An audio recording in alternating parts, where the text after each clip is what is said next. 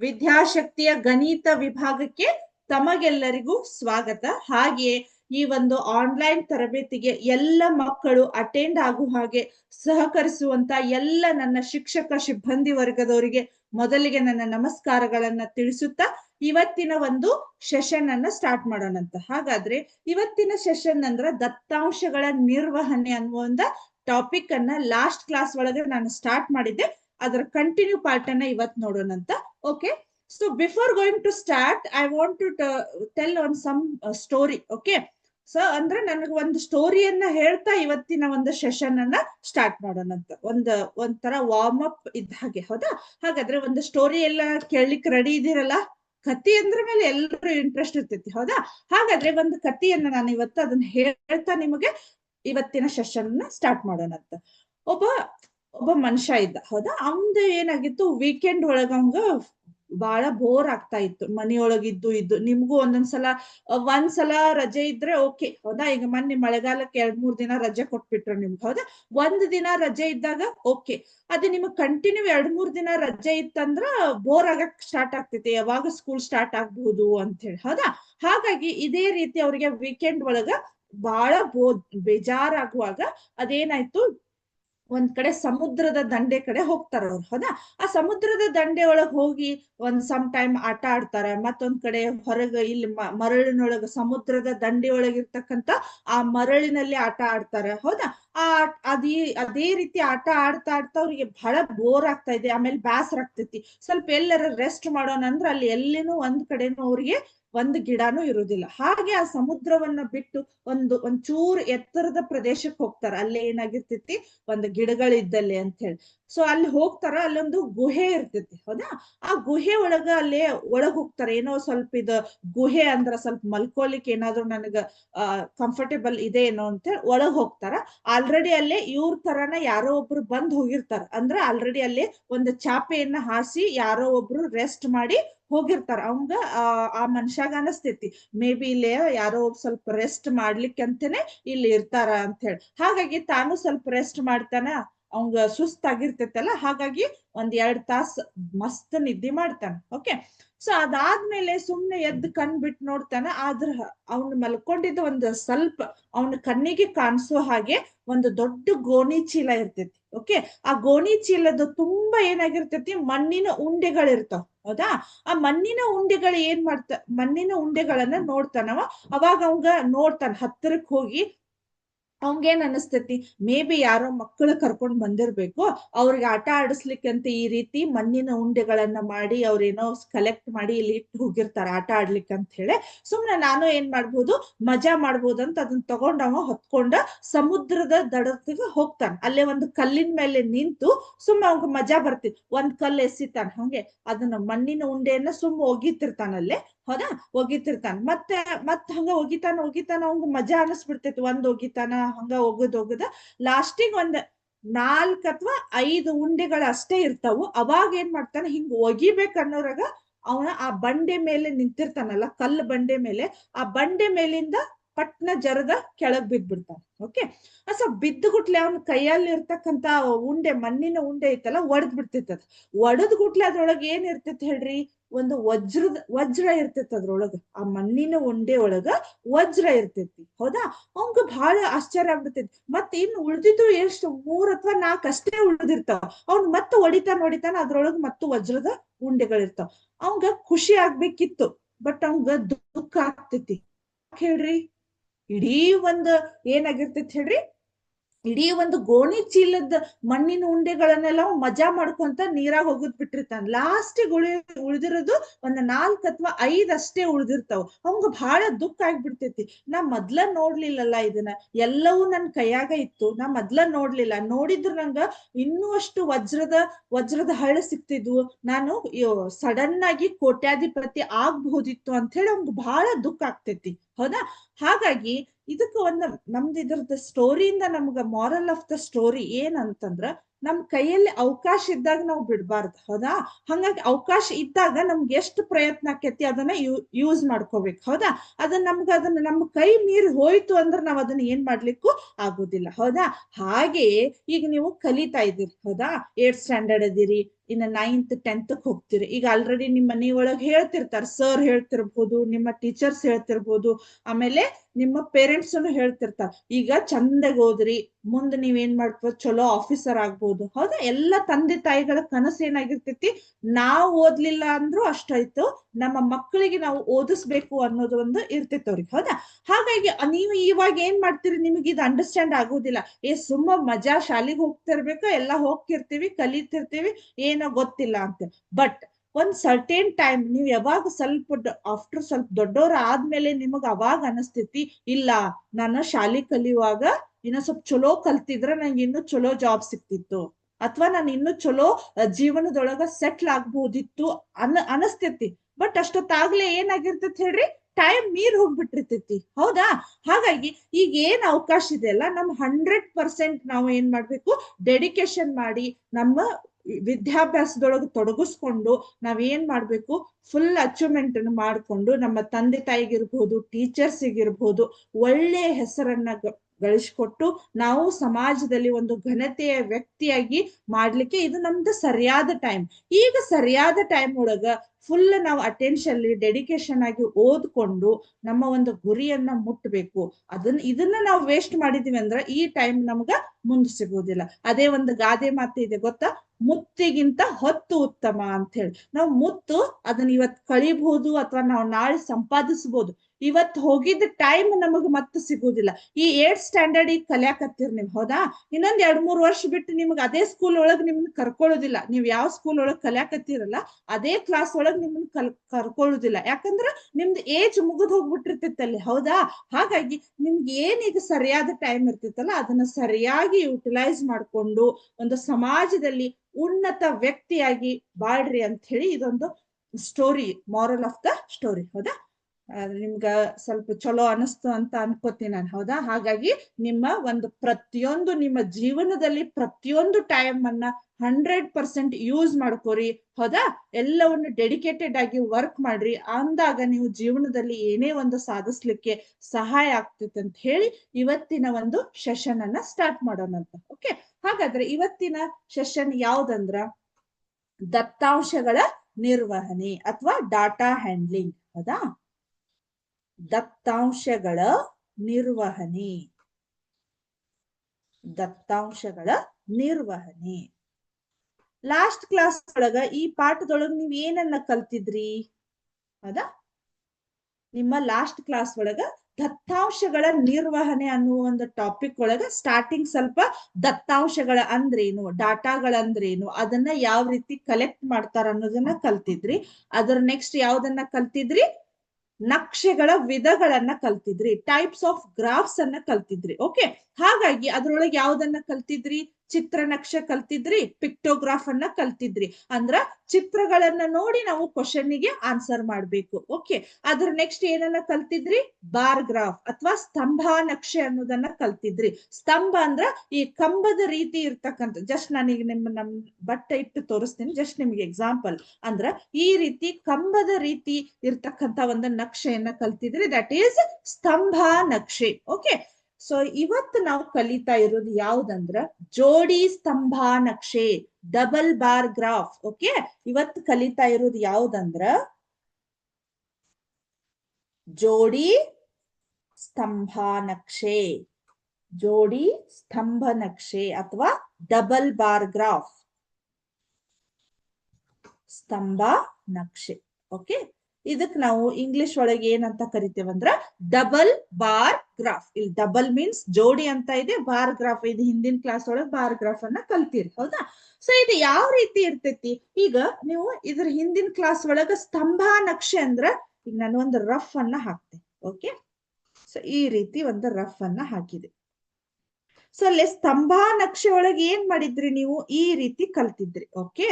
ಒಂದು exact diagram ಬಂದಿಲ್ಲ, right? ಅದರ ನೆಕ್ಸ್ಟ್ ಏನ್ ಮಾಡಿದ್ರಿ? ಈ ರೀತಿ ಕಲ್ತಿದ್ರಿ. ಹೌದಾ? ಇವೆಲ್ಲ ನೀವೇನ್ ಮಾಡಿದ್ರಿ, ಸ್ತಂಭಾ ನಕ್ಷೆಗಳನ್ನ ಕಲ್ತಿದ್ರಿ. This is X and this is Y. Okay, this is the centre of origin. Okay, so ಇಲ್ಲಿ ಏನಾಗಿದೆ ನನಗ, ಈಗ ಸ್ತಂಭಾ ನಕ್ಷೆಗಳನ್ನ ಕಲ್ತಿದ್ರಿ. ಬಟ್ ಇವತ್ತು ನಾವು ಕಲಿತಾ ಇರೋದು ಯಾವ್ದು ಹೇಳ್ರಿ, ಜೋಡಿ ಸ್ತಂಭಾ ನಕ್ಷೆ ಅಥವಾ ಡಬಲ್ ಬಾರ್ ಗ್ರಾಫ್ ಅಂತ ಇದೆ. ಸೊ ಇದು ಯಾವ ರೀತಿ ಡೈಗ್ರಾಮ್ ಬರ್ತಿತ್ತಂದ್ರ, ಒಂದಕ್ಕೊಂದು ಹೊಂದಿದಂತ ಇನ್ನೊಂದು ಇದ್ರ ಹತ್ರನ ನಮಗ ಇನ್ನೊಂದು ಬರ್ತೈತಿ, ಈ ರೀತಿ ಇರ್ತೈತಿ. ಹೌದಾ, ಅದಕ್ಕೆ ನಾವು ಒಂದೇ ಡಾಟಾ ಒಳಗ ಅಲ್ಲಿ ಎರಡೆರಡು ಸ್ತಂಭಾ ನಕ್ಷೆಗಳನ್ನ ಹಾಕಿರೋದಕ್ಕ ಇದಕ್ಕ ಜೋಡಿ ಸ್ತಂಭಾ ನಕ್ಷೆ ಅಂತೀವಿ. ಈ ಒಂದು ಜೋಡಿ ಸ್ತಂಭಾ ನಕ್ಷೆಯಲ್ಲಿ ಒಂದ ಗ್ರಾಫ್ ಒಳಗ ಎರಡೆರಡು ಡಾಟಾಗಳನ್ನ ತೋರಿಸ್ತಿರ್ತದು. ಅಥವಾ ಈಗ ಫಾರ್ ಎಕ್ಸಾಂಪಲ್ 2 ವರ್ಷದ್ದು, ಹೌದಾ, 2 ವರ್ಷದ ಡಾಟಾಗಳನ್ನ ದತ್ತಾಂಶಗಳನ್ನ ತೋರಿಸ್ತೈತಿ ಒಂದೇ ಗ್ರಾಫ್ ಒಳಗ. ಹೌದಾ, 2 ವರ್ಷದ ನಾವ್ ಇಲ್ಲೇ ಒಂದೇನ ನೋಡಿ ನಾವು ಕಲಿಬಹುದು. ಹೌದಾ, ಸೊ ನಿಮ್ಮ ಎಕ್ಸಾಂಪಲ್, ನಿಮ್ಮ ಟೆಕ್ಸ್ಟ್ ಬುಕ್ ಒಳಗ ಒಂದು ಎಕ್ಸಾಂಪಲ್ ಇದೆ ನೋಡ್ರಿ, ಯಾವ್ದಂದ್ರ ಗಣಿತ, ಅಲ್ಲೇ ವಿಷಯಗಳು ಅಂತಿದೆ, ವಿದ್ಯಾರ್ಥಿಗಳು ಪಡೆದ ಅಂಕಗಳು ಅಂತಿದೆ. ಸೊ ಇಲ್ಲಿ ಮೇಲೆ ಸಣ್ಣ ಬಾಕ್ಸ್ ಒಳಗ 2005, 6 ಮತ್ತೆ ಇನ್ನೊಂದು ಬಾಕ್ಸ್ ಸ್ವಲ್ಪ ಡಾಟ್ ಆಗಿದೆ. ಹೌದಾ, ಇದೇನಾಗಿದೆ 2006 and 7 ಅಂತ ಇದೆ. ಹೌದಾ, 2006 ಮತ್ತು 7 ಅಂತ ಇದೆ. ಇದು 2005 ಮತ್ತು 6 ಅಂತ ಇದೆ. ಹಾಗಾದ್ರೆ ಈಗ ನಾವು ಆ ಗ್ರಾಫ್ ಅನ್ನ ನೋಡಿ ಅದನ್ನ ಯಾವ ರೀತಿ ಓದ್ಬೇಕು ಅನ್ನೋದನ್ನ ನಾನು ನಿಮಗೆ ಹೇಳ್ತೇನೆ. ಓಕೆ, ಸೊ ಈಗ ಗ್ರಾಫ್ ನೋಡಿದ್ರೆ ನಿಮ್ಗೆ ಏನ್ ಅನಿಸ್ತೈತಿ, ಆ ಗ್ರಾಫ್ ಅನ್ನ ನೋಡಿದ್ರೆ ನಿಮ್ಗೆ ಏನ್ ಅನಿಸ್ತೈತಿ, ಆ ಗ್ರಾಫ್ ಈಗ ನಮ್ಗೆ ಏನ್ ಇನ್ಫಾರ್ಮೇಶನ್ ಕೊಡ್ತಾ ಇದೆ ಅಂದ್ರ, 2 ವರ್ಷದಲ್ಲಿ ವಿದ್ಯಾರ್ಥಿಗಳು ಯಾವ್ಯಾವ ಸಬ್ಜೆಕ್ಟ್ಗೆ ಎಷ್ಟೆಷ್ಟು ಮಾರ್ಕ್ಸ್ ತಗೊಂಡಿದಾರ ಅನ್ನೋದನ್ನದು ತೋರಿಸ್ತಾ ಇದೆ. ಹೌದಾ, ಎಷ್ಟೆಷ್ಟು ಮಾರ್ಕ್ಸ್ ತಗೊಂಡಿದಾರು ಅಂದ್ರ, ಈಗ ಫಾರ್ ಎಕ್ಸಾಂಪಲ್ ಒಂದು ಸ್ಟೂಡೆಂಟ್ ಯಾರು, ಫಾರ್ ಎಕ್ಸಾಂಪಲ್ ಹೌದಾ XYZ ಅಂತ ತಿಳ್ಕೊರ್. ಹೌದಾ, ಯಾರು ರಮೇಶ್ ಅಂತ ಇರ್ಬೋದು, ಓನ್ಲಿ ಪೂಜಾ ಅಂತ ಇರ್ಬೋದು. ಓಕೆ, ಅಥವಾ ಪವಿತ್ರ ಅಂತ ಇರ್ಬೋದು. ಓಕೆ, ಸೊ ಇಲ್ಲಿ ಏನಾಗಿರ್ತೈತಿ ಹೇಳ್ರಿ, ಇಲ್ಲಿ 2005, 6 ಫಾರ್ ಎಕ್ಸಾಂಪಲ್ ಒಂದು ರಮೇಶ್ ಅನ್ನೋ ಒಂದು ಹುಡುಗ ಅಂತ ತಿಳ್ಕೊಟ್ರು. ಅವನು ಏನ್ ಮಾಡಿದಾನ, 2005, 6ನೇ ಸಾಲು ಅಥವಾ 2006, 7 ಫಾರ್ ಎಕ್ಸಾಂಪಲ್ ನಿಮ್ಗೆ ಇನ್ನೂ ಅಂಡರ್ಸ್ಟ್ಯಾಂಡ್ ಆಗ್ಬೇಕಂದ್ರ, ನೀವ್ ಇವಾಗ 8th ಇದ್ದೀರಿ. ಹೌದಾ, ಈಗ 7th ಸ್ಟ್ಯಾಂಡರ್ಡ್. ಈಗ ನಿಮ್ಮ 8th ಮತ್ತು 7th ಸ್ಟ್ಯಾಂಡರ್ಡ್ಗೆ ಫಾರ್ ಎಕ್ಸಾಂಪಲ್ ನಿಮ್ಮ ಒಂದೀಗ ನೆಕ್ಸ್ಟ್ ಬರುದ ನಿಮ್ಗೆ ಯಾವ ಬರ್ತಾವ, ಈಗ ಮಿಡ್ ಟರ್ಮ್ ಎಕ್ಸಾಮ್ ಬರ್ತಾವ. ಹೌದಾ, ಅದನ್ನ ಕಂಪೇರ್ ಮಾಡೋದು. ಲಾಸ್ಟ್ ಇಯರ್ ನೀವು ಈಗ 100ಕ್ಕೆ 50 ಮಾರ್ಕ್ಸ್ ತಗೊಂಡಿದ್ರಿ ಅಥವಾ 60 ಮಾರ್ಕ್ಸ್ ತಗೊಂಡಿದ್ರಿ ಅಂತ ತಿಳ್ಕೊಳ್ಳಿ. ಈ ವರ್ಷ ಎಷ್ಟು ತಗೋಬೇಕು, 80 ಮಾರ್ಕ್ಸ್ ತಗೊಂಡ್ರಿ 100ಕ್ಕೆ, ಅಥವಾ 70 ಮಾರ್ಕ್ಸ್ ತಗೊಂಡಿರಿ. ಅಂದ್ರೆ ಒಂದೇ ಸ್ಟೂಡೆಂಟ್ 2 ವರ್ಷದ ಡಾಟಾಗಳನ್ನ ಅವರು ಕಂಪೇರ್ ಮಾಡ್ತಾ ಇದ್ದಾರೆ. ಹೌದಾ, ಇಲ್ಲಿ ಏನಾಗ್ತಿದೆ, ಒಟ್ಟ ವಿದ್ಯಾರ್ಥಿಗಳು ಪಡೆದ ಅಂಕಗಳನ್ನದು ತೋರಿಸ್ತಾ ಇದೆ. ಹೌದಾ, ಇಲ್ಲಿ ನೋಡ್ರಿ, ಗಣಿತ, ಸಮಾಜಶಾಸ್ತ್ರ, ವಿಜ್ಞಾನ, ಆಂಗ್ಲ ಭಾಷೆ, ಹಿಂದಿ ಅಂತ ಇದೆ. ಕೆಳಗೆ ನಿಮ್ಮ ಟೆಕ್ಸ್ಟ್ ಬುಕ್ ಅನ್ನ ನೋಡ್ಬೋದು ನೀವು. ಅದಾದ್ಮೇಲೆ ವಿದ್ಯಾರ್ಥಿಗಳು ಪಡೆದ ಅಂಕಗಳು 10 to 80 ಇದೆ, ಅಂದ್ರೆ 10 ರಿಂದ 80ರವರೆಗೆ ಇದೆ. ಹೌದಾ, ಹಾಗಾಗಿ ಇಲ್ಲೇ ನೋಡ್ರಿ, ಫಸ್ಟ್ ಕ್ವಶನ್, ಆ ಸ್ತಂಭಾ ನಕ್ಷೆಯನ್ನ, ಜೋಡಿ ಸ್ತಂಭಾ ನಕ್ಷೆಯನ್ನ ನೋಡಿ ನಾವ್ ಏನ್ ಮಾಡ್ಬೇಕು, ಆ ಡಾಟಾಗಳನ್ನ ಏನು ಕ್ವಶನ್ ಇದೆಯಲ್ಲ ಅದಕ್ಕೆ ಆನ್ಸರ್ ಮಾಡ್ಬೇಕು. ಹೌದಾ, ಸೊ ಇಲ್ಲಿ ಏನಾಗಿದೆ, ಈ ಜೋಡಿ ಸ್ತಂಭ ನಕ್ಷೆ ಯಾವ ಮಾಹಿತಿಯನ್ನ ನೀಡುತ್ತಿದೆ, ಯಾವ ಮಾಹಿತಿಯನ್ನ ನೀಡ್ತಾ ಇದೆ, ಅದು ಕಳೆದ 2 ವರ್ಷಗಳಲ್ಲಿ ವಿದ್ಯಾರ್ಥಿಗಳು ಆಯಾ ಸಬ್ಜೆಕ್ಟಿಗೆ ಅಂದ್ರೆ ವಿಷಯಕ್ಕೆ ತೆಗೆದುಕೊಂಡ ಅಂಕಗಳ ಮಾಹಿತಿಯನ್ನದು ನೀಡ್ತಾ ಇದೆ. First question answer. ಹೌದಾ, ಜಸ್ಟ್ ನೋಡಿದ್ರೆ ಗೊತ್ತಾಗ್ತಾ ಇದೆ ನಿಮ್ಗ ಅದು ಏನ್ ಮಾಹಿತಿಯನ್ನ ಕೊಡ್ತಾ ಇದೆ. ಓಕೆ, ಸೆಕೆಂಡ್, ಯಾವ ವಿಷಯದಲ್ಲಿ ಗರಿಷ್ಠ ಮುನ್ನಡೆಯಾಗಿದೆ, ಗರಿಷ್ಠ ಮುನ್ನಡೆಯಾಗಿದೆ. ಹೌದಾ, ಸೊ ಅಲ್ಲಿ ಏನಾಗಿದೆ, ನಿಮ್ಗೆ ಒಂದ್ಸಲ ನಾನು ಟೆಕ್ಸ್ಟ್ ಬುಕ್ ಅನ್ನ ತೋರಿಸ್ತೇನೆ ನೋಡ್ರಿ. ಹೌದಾ, ಕಾಣಿಸ್ತಾ ಇದೆ ಇಲ್ಲಿ. ಹೌದಾ, ಇಲ್ಲಿ ನೋಡ್ರಿ, ಗರಿಷ್ಠ ಮುನ್ನಡೆ ಆಗಿದೆ ಅಂದ್ರ ಇಲ್ಲಿ ಸಡನ್ ಆಗಿ ಹಿಂದಿನ ವರ್ಷ ಬಹಳ ಕಡಿಮೆ ಅಂಕಗಳನ್ನ ತಗೊಂಡಿದ್ದು, ಈ ವರ್ಷ ಜಾಸ್ತಿ ಅಂಕಗಳನ್ನ ತಗೊಂಡಿದ್ದು. ಈ ಬಾರ್ ಗ್ರಾಫ್ ಇದ್ರ ಡಿಫ್ರೆನ್ಸ್ ನೋಡ್ರಿ, ಇದು ಸ್ವಲ್ಪ ಸಣ್ಣದಾಗಿದೆ, ಇದು ಅತಿ ಹೆಚ್ಚಾಗಿದೆ. ಹೌದಾ, ಈ ಉಳಿದುವೆಲ್ಲ ಸ್ವಲ್ಪ ಜಾಸ್ತಿ ಆಗಿದೆ.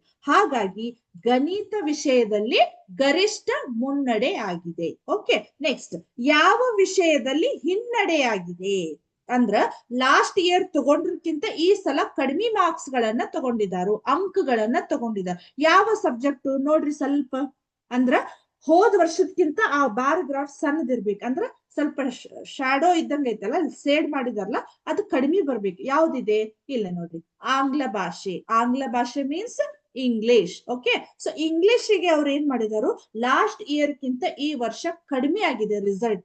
ಓಕೆ, ಹಾಗಾಗಿ ಇಂಗ್ಲಿಷ್ ಅಥವಾ ಆಂಗ್ಲ ಭಾಷೆ ವಿಷಯದಲ್ಲಿ ಹಿನ್ನಡೆಯಾಗಿದೆ.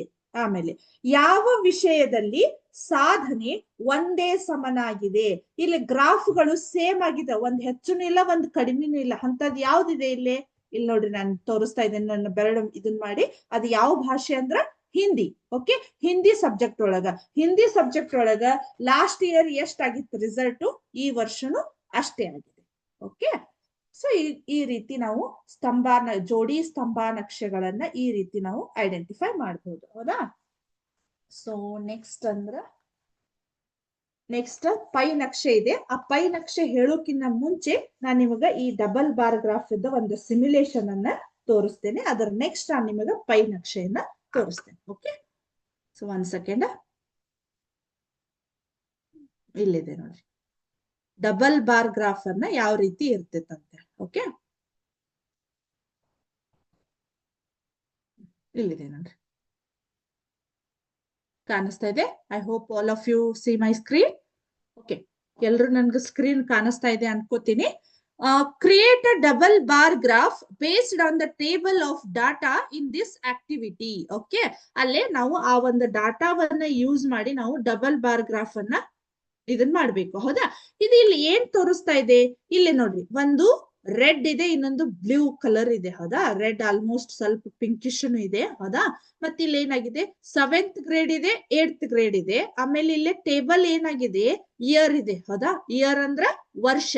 2020ರಿಂದ 2023ರವರೆಗೆ ಇದೆ. ಹೌದಾ? ಈಗ ನಾನು ನಿಮ್ಗೆ ಹೇಳ್ತೇನೆ, ಇದ್ರದ್ದು ಇನ್ಫಾರ್ಮೇಶನ್ ಕೊಡ್ತೇನೆ ನೋಡ್ರಿ. 2020ರಲ್ಲಿ 7ನೇತ್ತ ಸ್ಟೂಡೆಂಟ್ಸ್ಗಳು. ಹೌದಾ? ಅಲ್ಲೇ ಒಂದು ಇಲ್ಲಿ ನೋಡಿದೆ, ಮ್ಯಾಥ್ ಕ್ಲಬ್ ಬಿಟ್ವೀನ್ ಅಂದ್ರ ಮ್ಯಾಥ್ಸ್ ಕ್ಲಬ್ ಒಳಗ. ಹೌದಾ? ಈಗ ನಿಮ್ಗೆ ಏನ್ ಮಾಡಿರ್ತಾರ ಗೊತ್ತಾ, ಸಂಘಗಳಂತ ಮಾಡಿರ್ತಾರ ಗೊತ್ತಾ, ಸೈನ್ಸ್ ಕ್ಲಬ್, ಮ್ಯಾಥ್ಸ್ ಕ್ಲಬ್. ಹೌದಾ? ಆಯಾ ಸಬ್ಜೆಕ್ಟಿಗೆ ಅಲ್ಲಿ ಏನ್ ಮಾಡಿರ್ತಾರ, ನಿಮ್ಗ ಸಂಘಗಳು ಅಂತ ಮಾಡಿರ್ತಾರ. ಹೌದಾ? ಅದ್ರಾಗ ಮತ್ತೊಬ್ಬರನ್ನ ಮೇನ್ ಲೀಡರ್ ಮಾಡಿರ್ತಾರೋ. ಆ ಲೀಡರ್ ಜವಾಬ್ದಾರಿ ಏನು, ಉಳಿದವರೆಲ್ಲ ಓದ್ತಾ ಇದ್ದಾರ ಇಲ್ಲೋ, ಅಥವಾ ಹೋಮ್ವರ್ಕ್ ಮಾಡಿದಾರೋ ಇಲ್ಲೋ, ಇವೆಲ್ಲ ನಿಮ್ಮ ಸ್ಕೂಲ್ ಒಳಗೂ ನಡೀತಿರ್ಬಹುದಲ್ಲ ಈ ರೀತಿ ಆಕ್ಟಿವಿಟಿ. ಹೌದಾ? ಆಲ್ಮೋಸ್ಟ್ ಎಲ್ಲಾ ಸ್ಕೂಲ್ ಒಳಗೂ ಅದೇ ರೀತಿ ಮಾಡ್ತಿರ್ತಾರೋ. ಆಯಾ ಸಬ್ಜೆಕ್ಟಿಗೆ ಒಂದು ಕ್ಲಬ್ ಅಥವಾ ಸಂಘವನ್ನ ರೂಪಿಸಿರ್ತಾರೋ. ಅಲ್ಲಿ ಅದರೊಳಗೆ ಒಬ್ಬರನ್ನ ಲೀಡರ್ ಮಾಡಿರ್ತಾರೋ. ಆ ಲೀಡರ್ ಥ್ರೂ ಅವ್ರು ಏನ್ ಮಾಡ್ತಿರ್ತಾರಲ್ಲೇ, ಯಾರು ಕರೆಕ್ಟ್ ಹೋಮ್ವರ್ಕ್ ಮಾಡಿದಾರೋ ಇಲ್ಲೋ, ಅಥವಾ ಅವ್ರು ಓದ್ತಾ ಇದ್ದಾರೋ ಇಲ್ಲೋ, ಅಥವಾ ಅವ್ರು ಎಕ್ಸಾಮ್ ಕರೆಕ್ಟ್ ಬರ್ದಿದಾರೋ ಇಲ್ಲೋ, ಅಂದ್ರೆ ಒಬ್ರು ಲೀಡರ್ ಅದನ್ನ ಅಪ್ಡೇಟ್ ಮಾಡ್ಕೊಂಡು ಅದನ್ನ ಟೀಚರ್ಸಿಗೆ ಅವ್ರು ಒಪ್ಪಿಸ್ಬೇಕು. ಒಂಥರ ಗ್ರೂಪ್ ಸ್ಟಡಿ ಅಂತಾರಲ್ಲ, ಅದೇ ರೀತಿ. ಓಕೆ, ಆ ಗ್ರೂಪ್ ಸ್ಟಡಿ ಟೈಪ್ ಅದನ್ನ ಏನ್ ಮಾಡ್ತಾರೋ, ಇನ್ನು ಅವರು ಕ್ರಿಯೇಟಿವ್ ಆಗಿ ಇನೋವೇಟಿವ್ ಆಗಿ ಕಲೀಲಿಕ್ಕೆ ಈ ಟೈಪ್ ಸಂಘಗಳು ಹೆಲ್ಪ್ ಮಾಡ್ತಾವ. ಓಕೆ, ಅದೇ ರೀತಿಯಲ್ಲಿ ಏನಾಗಿದೆ, ಒಂದು ಮ್ಯಾಥ್ಸ್ ಕ್ಲಬ್ ಅಂದ್ರೆ ಗಣಿತದ ಸಂಘವನ್ನ ಮಾಡಿದಾರೋ. ಅದ್ರೊಳಗ 2020ರಲ್ಲಿ 7th ಅವರು 8 ಜನ ಇದ್ರು, 8th ಅವರು 8 ಜನ ಇದ್ರು. ಓಕೆ, 2021ರಲ್ಲಿ 7th ಅವ್ರು 6 ಜನ, 8th ಅವ್ರು 6 ಜನ. 2022ರಲ್ಲಿ 7th ಅವ್ರು 14 ಜನ, 8th ಅವ್ರು 12 ಜನ ಇದ್ದಾರೆ. 2023ರಲ್ಲಿ 7th ಅವ್ರು 17 ಜನ, 8th ಅವ್ರು 15 ಜನ ಇದ್ದಾರೆ. ಹೌದಾ? ಈಗ 7th ಅಂದ್ರೆ ನೀವು ರೆಡ್ ಕಲರ್ ಅನ್ನ ಇಂಡಿಕೇಟ್ ಮಾಡ್ಕೋರಿ, ಅಂದ್ರೆ ಅದ ಅನ್ಕೋರಿ. ಹೌದಾ? 8th ಅಂದ್ರ ಬ್ಲೂ ಕಲರ್ ಅಂತ ಅನ್ಕೋರಿ. ಓಕೆ, ಅದನ್ನ ಅಲ್ಲಿ ಅವರು ಇದನ್ ಮಾಡಿದಾರೆ, ಇಲ್ಲಿ ತೋರಿಸ್ತಾ ಇರೋದು ಅದ್ರದ್ದು ಸಿಂಬಾಲ್ ಏನಂದ್ರ, 7th ಅವ್ರು ಯಾವ್ದಕ್ಕಂದ್ರ ರೆಡ್ ಇದ್ದಿದ್ದಕ್ಕ 7th ಅವರು, ಬ್ಲೂ ಇದ್ದಿದ್ದಕ್ಕ 8th ಅವ್ರು. ಹೌದಾ? ಸೊ ಇಲ್ಲಿ ಏನಾಗಿದೆ, ಇಯರ್ ಅನ್ನ ಬರ್ದಿದ್ದಾರೆ 2020, 21, 22, 23. ಇಲ್ಲಿ ನಂಬರ್ ಆಫ್ ಸ್ಟೂಡೆಂಟ್ಸ್ ಅಂತ ಇದೆ, ನಂಬರ್ ಆಫ್ ಸ್ಟೂಡೆಂಟ್ಸ್ ಅಂತ ಇದೆ. ಇವಾಗ ನೋಡೋಣ, 2020ರಲ್ಲಿ 7th ಅವರು ಮತ್ತು 8th ಅವರು ಎಷ್ಟು ಜನ ಇದಾರು? 8, ಇಬ್ರು 8 ಇದಾರಲ್ಲ. ಸೊ ಹಾಗಾಗಿ ನಾನು ಫಸ್ಟ್ 7th ಅನ್ನ 8ರವರೆಗೆ ಡ್ರ್ಯಾಗ್ ಮಾಡ್ತೇನೆ. ಕಾಣಿಸ್ತಾ ಇದೆ ಇಲ್ಲಿ ನಿಮ್ಗ? Okay, okay.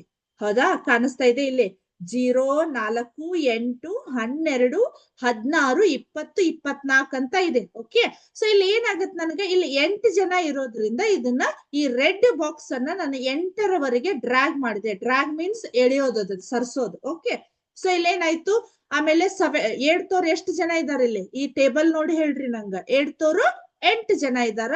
ಸೊ ಅದನ್ನು ನಾನು ಏನ್ ಮಾಡ್ತೇನೆ ಹೇಳ್ರಿ, ಈ ರೀತಿ ಇಲ್ಲಿ 8ರವರೆಗೆ ಡ್ರ್ಯಾಗ್ ಮಾಡಿದೆ. ಓಕೆ, ನೆಕ್ಸ್ಟ್ 2021ರಲ್ಲಿ 7th 6 ಅದಾರ, 8th 6 ಅದಾರ, ಅಂದ್ರೆ 6 ಜನ ಇದಾರ. ಹೌದಾ, ಇದನ್ನ ನಾನು ಏನ್ ಮಾಡ್ಬೇಕೀಗ, ಇಲ್ಲಿ ನೋಡ್ರಿ 4 ಆದ್ಮೇಲೆ ಡೈರೆಕ್ಟ್ ನನಗೆ 8 ಆಗಿದೆ. ಹಾಗಾಗಿ ನಾನು ಏನ್ ಮಾಡ್ತೇನೆ, ಇದನ್ನ ಸ್ವಲ್ಪ ಇಲ್ಲೇ 4 ಅಂದ್ರೆ ಇದು 1 ಪಾಯಿಂಟ್ ಬಿಟ್ರೆ ಅದ ನನಗ 6 ಆಕ್ಕೇತಿ. ಸೊ ಅದನ್ನ ಇನ್ ಮಿಡ್ಲ್ ಲೈನಿಗೆ ಹೋಯ್ತೇನೆ ನೋಡ್ರಿ, ಅದನ್ನ 2 ಕೂಡ 6 ಇದಾವ. ಓಕೆ, ಕರೆಕ್ಟಾ. ನೆಕ್ಸ್ಟ್ 2022ರಲ್ಲಿ 7th 14 ಜನ ಇದಾರು, 8th 12 ಜನ ಇದಾರೆ. ಹೌದಾ, ಹಾಗಾಗಿ ಈ ರೆಡ್ ಬಾಕ್ಸ್ ಅನ್ನ 14ರವರೆಗೆ ಅಂದ್ರೆ 7th ಇಲ್ಲಿ ಎಷ್ಟಿದಾರ 14 ಅಂದ್ರೆ 12 ಮತ್ತು 16ರ ನಡುವೆ ಬರ್ತೈತಿ ನೋಡ್ರಿ. ಓಕೆ, ನೆಕ್ಸ್ಟ್ ಆಮೇಲೆ 12 ಇದಾರ, ಯಾರು ಹೇಳ್ರಿ, 8th 12 ಇದ್ರ ಅದನ್ನ ಏನ್ ಮಾಡ್ರಿ, ಬಾಕ್ಸ್ ಅನ್ನ 12ರವರೆಗೆ ನಾನು ಅದನ್ನ ಡ್ರ್ಯಾಗ್ ಮಾಡ್ತೇನೆ. ಓಕೆ, 2023ರೊಳಗ 7th 17 ಜನ ಇದಾರೆ. ಓಕೆ, ಸೊ ಇಲ್ಲಿ ಏನಾಗತ್ ನೋಡ್ರಿ, 16ರವರೆಗೆ ಡ್ರ್ಯಾಗ್ ಮಾಡೋಣ. ಓಕೆ, ಒಂದ್ ಸೆಕೆಂಡ್, ಡ್ರ್ಯಾಗ್ ಆದ್ಮೇಲೆ ಈ ನೆಕ್ಸ್ಟ್ ಲೈನ್ 18 ಆಗತ್ತ. ಹಾಗಾಗಿ ಸ್ವಲ್ಪ ಅದಕ್ಕಿಂತ ಕೆಳಗೆ ನಾನು ಅದನ್ನ ಡ್ರ್ಯಾಗ್ ಮಾಡ್ತೇನೆ. ಓಕೆ, 17 ಆಯ್ತು. ನೆಕ್ಸ್ಟ್ 15, ಈಗ ನೋಡ್ರಿ ಇದು ಈ ಲೈನ್ 14 ಇದೆ. ಓಕೆ, ಇದ್ರ ನೆಕ್ಸ್ಟ್ ಇದು 16 ಇದೆ. ಸೊ ಇದ್ರ 2 ಲೈನ್ ಅದ ಮಿಡ್ಲ್ ನಾನು ಸ್ವಲ್ಪ ಡ್ರ್ಯಾಗ್ ಮಾಡ್ತೇನೆ. This is the 15. ಓಕೆ, ಈಗ ನನಗೇನಾಯ್ತು, ಸ್ತಂಭ ನಕ್ಷೆಯನ್ನ, ಜೋಡಿ ಸ್ತಂಭ ನಕ್ಷೆಯನ್ನ ನಾನು ಯೂಸ್ ಮಾಡಿದೆ. ಅಂದ್ರ ಒಂದೇ ಇದ್ರೊಳಗ 7th ಎಷ್ಟು ಜನ ಅದಾರು, 8th ಎಷ್ಟು ಜನ ಅದಾರ ಅನ್ನೋದು ನಮ್ಗೆ ಇನ್ಫಾರ್ಮೇಶನ್ ಗೊತ್ತಾಯ್ತು. ಓಕೆ, ಸೊ ಇದೀಗ ಕರೆಕ್ಟ್ ಐತಿಲ್ಲ ಅಂತ ಹೇಳಿ ನಾನು ಏನ್ ಮಾಡ್ಬೇಕೀಗ, ಇಲ್ಲಿ ಚೆಕ್ ಅಂತ ಬಾಕ್ಸ್ ಇದೆ ನೋಡ್ರಿ, ಬ್ಲೂ ಕಲರ್ ಬಾಕ್ಸ್, ಅಲ್ಲಿ ಕ್ಲಿಕ್ ಮಾಡ್ತೀನಿ. ನಮ್ಮ ಒಂದು ಡಬಲ್ ಬಾರ್ ಗ್ರಾಫ್ ಕರೆಕ್ಟ್ ಇದೆ ಇಲ್ಲ ಅಂತ ಹೇಳಿ ಒಂದ್ಸಲ ಚೆಕ್ ಮಾಡೋಣ ಅಂತ. Okay, check. ಓಕೆ, ಕರೆಕ್ಟ್ ಅಂತ ಬಂತು, ಸಿಂಬಲ್ ನೋಡಿದ್ರಿ ಅಲ್ಲೇ ಕರೆಕ್ಟ್ ಅಂತ ಬಂತು. ಓಕೆ, ಸೊ ಇನ್ನೊಂದು ಪ್ರಾಬ್ಲಮ್ ಅನ್ನ ನೋಡೋಣ, ಅಂದ್ರೆ ನಿಮಗ್ ಪರ್ಫೆಕ್ಟ್ ಆಗ್ಬಿಡ್ತೈತಿ. ಓಕೆ, ನ್ಯೂ ಪ್ರಾಬ್ಲಮ್ ಅಂತ ಕ್ಲಿಕ್ ಮಾಡಿದೆ ನೋಡ್ರಿ.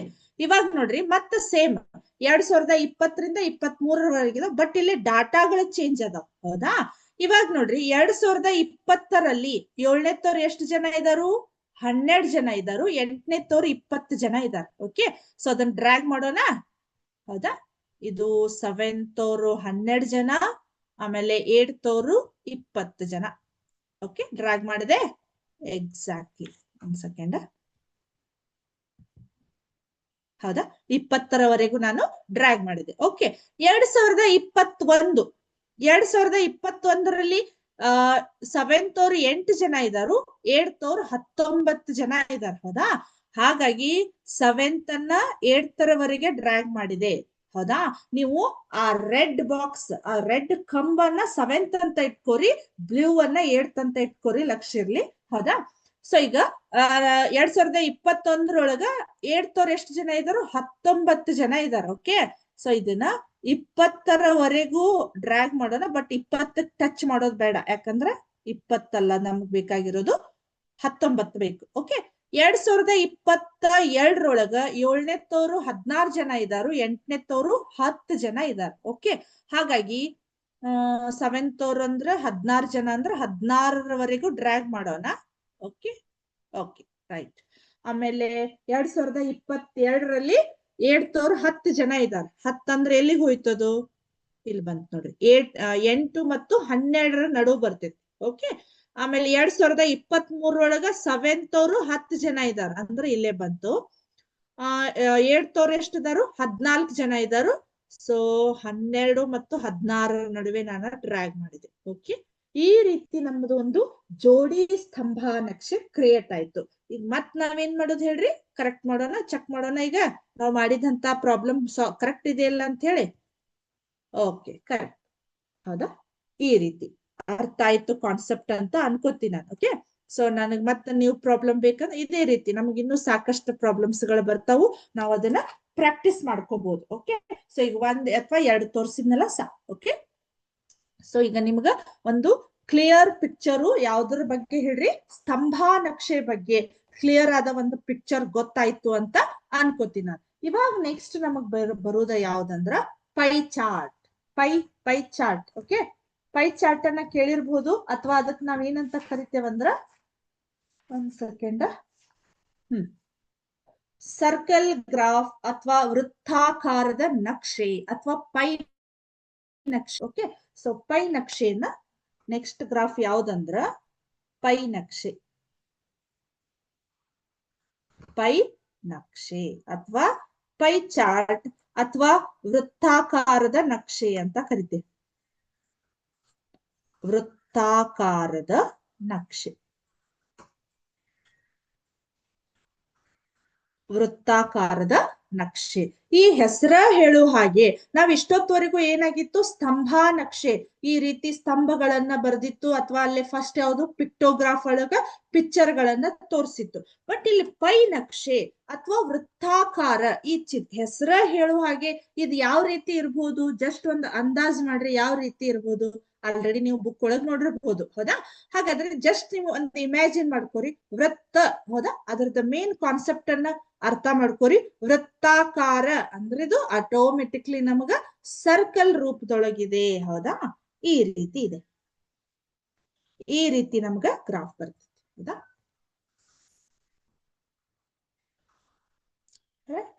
ಈ ರೀತಿ ನಮಗ ಗ್ರಾಫ್ ಬರ್ತೈತಿ. ಓಕೆ, ಇಲ್ಲಿ ನೋಡ್ರಿ ನಿಮ್ಗೊಂದು ಎಕ್ಸಾಂಪಲ್ ಅನ್ನ ಕೊಟ್ಟಿದಾರ.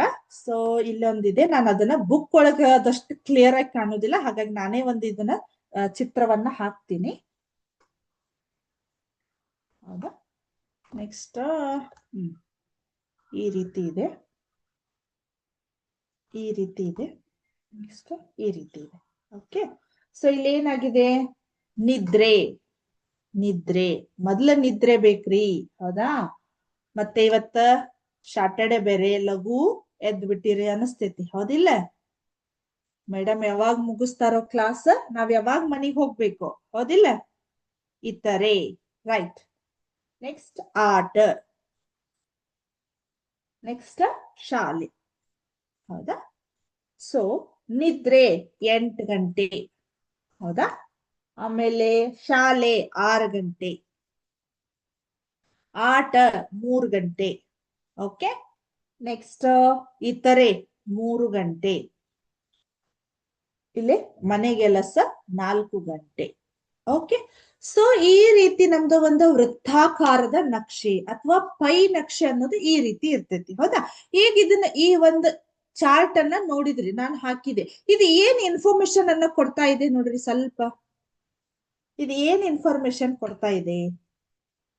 ಇದು ಒಂದು ಸ್ಟೂಡೆಂಟ್ ನ ಒಂದು ದಿನನಿತ್ಯದ ಡೈಲಿ ರುಟೀನ್ ಅನ್ನ ಇದು ತೋರಿಸ್ತಾ ಇದೆ. It represent the daily routine of one student. Okay, ಅಂದ್ರ ಒಂದು ಫಾರ್ ಎಕ್ಸಾಂಪಲ್ ಒಬ್ಬ ಸ್ಟೂಡೆಂಟ್, ಅವನ ಒಂದು ದಿನನಿತ್ಯ ಅವ ಏನೇನ್ ಮಾಡ್ತಾನ. ಫಸ್ಟ್ ಅವಂದ ಏನಾಯ್ತು, ನಿದ್ರೆ, ಹೌದಾ?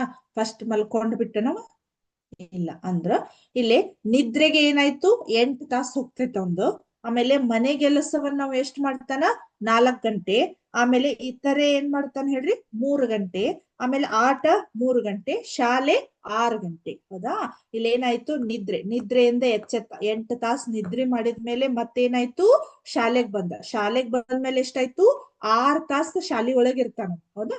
ಅದಾದ್ಮೇಲೆ ಸ್ವಲ್ಪ ರೆಸ್ಟ್, ಅಂದ್ರ ಅಲ್ಲಿ ಆಡಿರ್ಬೋದು, ಮತ್ತ ಸ್ಕೂಲಿಂದ ಬಂದ ಮೇಲೂ ಆಡಿರ್ಬೋದು. ಒಟ್ಟ ಓವರ್ ಆಲ್ ಒಂದು 24 ತಾಸು ರುಟೀನ್ ಒಳಗ 3 ಗಂಟೆ ಅವ ಆಟ ಆಡ್ಲಿಕ್ಕೆ ಅವಂಗ ಮೀಸಲಿತ್ತು.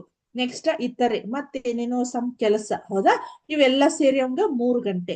ಆಮೇಲೆ ಮನೆಗೆಲಸ, ಸ್ವಲ್ಪ ಮನೆಯೊಳಗೆ ಏನಾದ್ರು ಹೆಲ್ಪ್ ಮಾಡ್ಬೇಕು ಅನ್ನೋರಿದ್ರ ಅಂತ ಇದ್ದೀನಿ. ಎಷ್ಟು ಜನ ಹೆಲ್ಪ್ ಮಾಡ್ತಿರೋ ಗೊತ್ತಿಲ್ಲ, ಈಗ ನಿಮಗ್ ನೀವೇ ಕೇಳ್ಕೋಬೇಕು. ಮನೆಯೊಳಗೆ ಎಲ್ರು ಹೆಲ್ಪ್ ಮಾಡ್ತೀರಿ? ನಿಮ್ಮ ಪೇರೆಂಟ್ಸಿಗೆ ಹೆಲ್ಪ್ ಮಾಡ್ತಿರೋ ಏನ್ ಅವ್ರ ನಿಮಗ್ ಹೆಲ್ಪ್ ಮಾಡ್ತಾರೋ? ಹೌದಾ? ಆದಷ್ಟು ಕಲೀರಿ, ಶಾಲಿ ಕಲೀರಿ. ಸ್ವಲ್ಪ ಅದ್ರಾಗು ನಿಮ್ಗೆ ಏನಾಗ್ತೈತಿ, ಸ್ವಲ್ಪ ಚೇಂಜಸ್ ಇರ್ತೈತಿ. ನೀವು ಆದಷ್ಟು ನಿಮ್ಮ ಪೇರೆಂಟ್ಸಿಗೆ ಹೆಲ್ಪ್ ಮಾಡ್ತಾ ಇರ್ಬೇಕು. ನಿಮ್ಮ ಒಂದು ಖಾಲಿ ಇದ್ದಾಗ, ಎಕ್ಸಾಮ್ ಇದ್ದಾಗ ಟೀಚರ್ ಹೇಳಾರ್ತಡ್ರಿ ಅಂತ ಎಕ್ಸಾಮ್ ಇದ್ದಾಗ ಕೆಲಸ ಮಾಡ್ಬೇಡ್ರಿ. ಎಕ್ಸಾಮ್ ಇಲ್ದಾಗ ಒಂದು ನಿಮ್ಮ ಫ್ರೀ ಟೈಮ್, ಈಗ ನಾಳೆ ಸಂಡೇ ಇದೆ, ಹೌದಾ? ಆ ಟೈಮ್ ಒಳಗೆ ನಿಮ್ಮ ಪೇರೆಂಟ್ಸ್ಗೆ ಏನಾದ್ರು ಹೆಲ್ಪ್ ಮಾಡೋದಿದ್ರೆ ಮಾಡ್ಬೋದು. ಓಕೆ, ಸೊ ಇದೇನಾಯ್ತು, ಮನೆಗೆಲಸ. ಅಂದ್ರೆ ಇಲ್ಲಿ ಏನಾಯ್ತು, ಡೈಲಿ ರುಟೀನ್, ಒಬ್ಬ ಸ್ಟೂಡೆಂಟ್ ದ ಡೈಲಿ ರುಟೀನ್ ಅನ್ನ ಅವರು ಈ ರೀತಿ ಒಂದು ಪೈ ನಕ್ಷೆ ಅಥವಾ ಒಂದು ವೃತ್ತಾಕಾರದ ನಕ್ಷೆ ಒಳಗ ತೋರಿಸ್ತಾ ಇದ್ದಾರು. ಈ ರೀತಿನೂ ನಾವು, ಹೌದಾ, ನಿಮಗೆ ಲಾಸ್ಟ್ ಕ್ಲಾಸ್ ಒಳಗೆ ಹೇಳಿದ್ದೆ ನಾನು ನಿಮಗ, ಒಂದು ಡಾಟಾವನ್ನ ನಾವು ನೀಟಾಗಿ ಒಂದು ಬುಕ್ ಒಳಗೆ ಬರೆದ್ ಇಡೋದಕ್ಕಿಂತ ಇಟ್ ಈಸ್ ಮೋರ್ ಓಕೆ, ಅದೇನಾಗಿರ್ತೈತಿ, ಒಂದು ಗ್ರಾಫಿನ ಮುಖಾಂತರ ನಾವು ರೆಪ್ರೆಸೆಂಟ್ ಮಾಡಿದ್ವಿ ಅಂತಂದ್ರ ಒಂದು ಆ ಡಾಟಾವನ್ನ ನಾವು ಇನ್ಫಾರ್ಮೇಶನ್ ಅನ್ನ ತಗೊಳ್ಳಿಕ್ಕೆ ಬಹಳ ಎಫೆಕ್ಟಿವ್ ಆಗಿ ನಮಗದು ಕೆಲಸ ಮಾಡ್ತೈತಿ. ಓಕೆ, ಹಾಗಾಗಿ ನಾವು ಇದನ್ನ ಏನ್ ಮಾಡ್ಬೋದು, ಒಂದು ಡಾಟಾವನ್ನ ಬರೆದ್ ನಾವು ಕಲೆಕ್ಟ್ ಮಾಡೋಕ್ಕಿಂತ ಅದನ್ನ ಗ್ರಾಫ್ ಒಳಗೆ ರೆಪ್ರೆಸೆಂಟ್ ಮಾಡಿದ್ರೆ it is more effective. Okay, ಅರ್ಥ ಆಯ್ತಾ? ಈಗ ನಾವು ಇದನ್ನ ಇಷ್ಟು ನೋಡಿದ್ರೆ ಸಾಕು, ಒಂದು ಡೈಲಿ ರುಟೀನ್ ಅವ್ರು ಎಷ್ಟೆಷ್ಟು ಗಂಟೆ ಕಳೀತಾರು ಅನ್ನೋದು ನಮ್ಗ ಗೊತ್ತಾಯ್ತು. ಓಕೆ, ಸೊ ಇದು ನಮ್ಮ ಒಂದು ಪೈ ನಕ್ಷೆ. ಈಗ ನೋಡ್ರಿ, ಈ ಪೈ ನಕ್ಷೆಯನ್ನ ಯಾವ ರೀತಿ ನಾವು ಹಾಕ್ಬಹುದು ಏನು ಅನ್ನೋದನ್ನ ಇವಾಗ ನೋಡೋಣ. ಈಗ ನಮ್ಗೆ ಏನಾಗತ್ತೆ ಹೇಳ್ರಿ, ಇಷ್ಟೊತ್ತವರೆಗೂ ಗ್ರಾಫ್ ಅನ್ನ ನಾವ್ ಏನ್ ಮಾಡ್ತಾ ಇದ್ವಿ, ಜಸ್ಟ್ ಅದನ್ನ ಡ್ರ್ಯಾಗ್ ಮಾಡಿದ್ವಿ, ಅದೇ ಒಂದು ಏನಂತಾರ ಆ ನಂಬರ್ಸಿಗೆ ಹೋಗಿ ಅದನ್ನ ಡ್ರ್ಯಾಗ್ ಮಾಡಿದ್ವಿ. ಬಟ್ ಇದು ಈ ರೀತಿ ಬರುವುದಿಲ್ಲ. ಇದು ವೃತ್ತಾಕಾರವಾಗಿ ಇರೋದ್ರಿಂದ ನನ್ಗೆ ಇಲ್ಲಿ ಸ್ಕೇಲ್ ಅಲ್ಲಿ ಅಳತೆ ಮಾಡಿ ಹಾಕ್ಲಿಕ್ಕೆ ಬರ್ತೈತಿ ಅನ್ನೋದು ಇಲ್ಲ. ಅವಾಗ ನಾವ್ ಏನ್ ಮಾಡ್ಬೇಕು, ಈ ಕೊಟ್ಟಿರುವ ದತ್ತಾಂಶಗಳನ್ನ ಏನ್ ಮಾಡ್ಬೇಕು, ಡಿಗ್ರಿಗೆ ಕನ್ವರ್ಟ್ ಮಾಡ್ಬೇಕು. ಓಕೆ, ಡಿಗ್ರಿಗೆ, ಹೌದಾ, ಈಗ 80 ಡಿಗ್ರಿ, 90 ಡಿಗ್ರಿ, 60 ಡಿಗ್ರಿ, ಈ ರೀತಿ we have to convert this data in to degree. Okay, ಆ ಡಿಗ್ರಿಗೆ ನಾವು ಕನ್ವರ್ಟ್ ಅಥವಾ ಆಂಗಲ್ ಗೆ ಕನ್ವರ್ಟ್ ಮಾಡಿದಾಗ ಮಾತ್ರ ನಮಗೆ ಇದನ್ನ ಒಂದು ಗ್ರಾಫ್ ಅನ್ನ ಹಾಕ್ಲಿಕ್ಕೆ ಬರ್ತೈತಿ. ಓಕೆ, ಸೊ ನಿಮ್ಮ ಬುಕ್ ಒಳಗೆ ಎಕ್ಸಾಂಪಲ್ ಇದೆ ನೋಡ್ರಿ, ಒಂದು ಬಾಕ್ಸ್ ಇದೆ.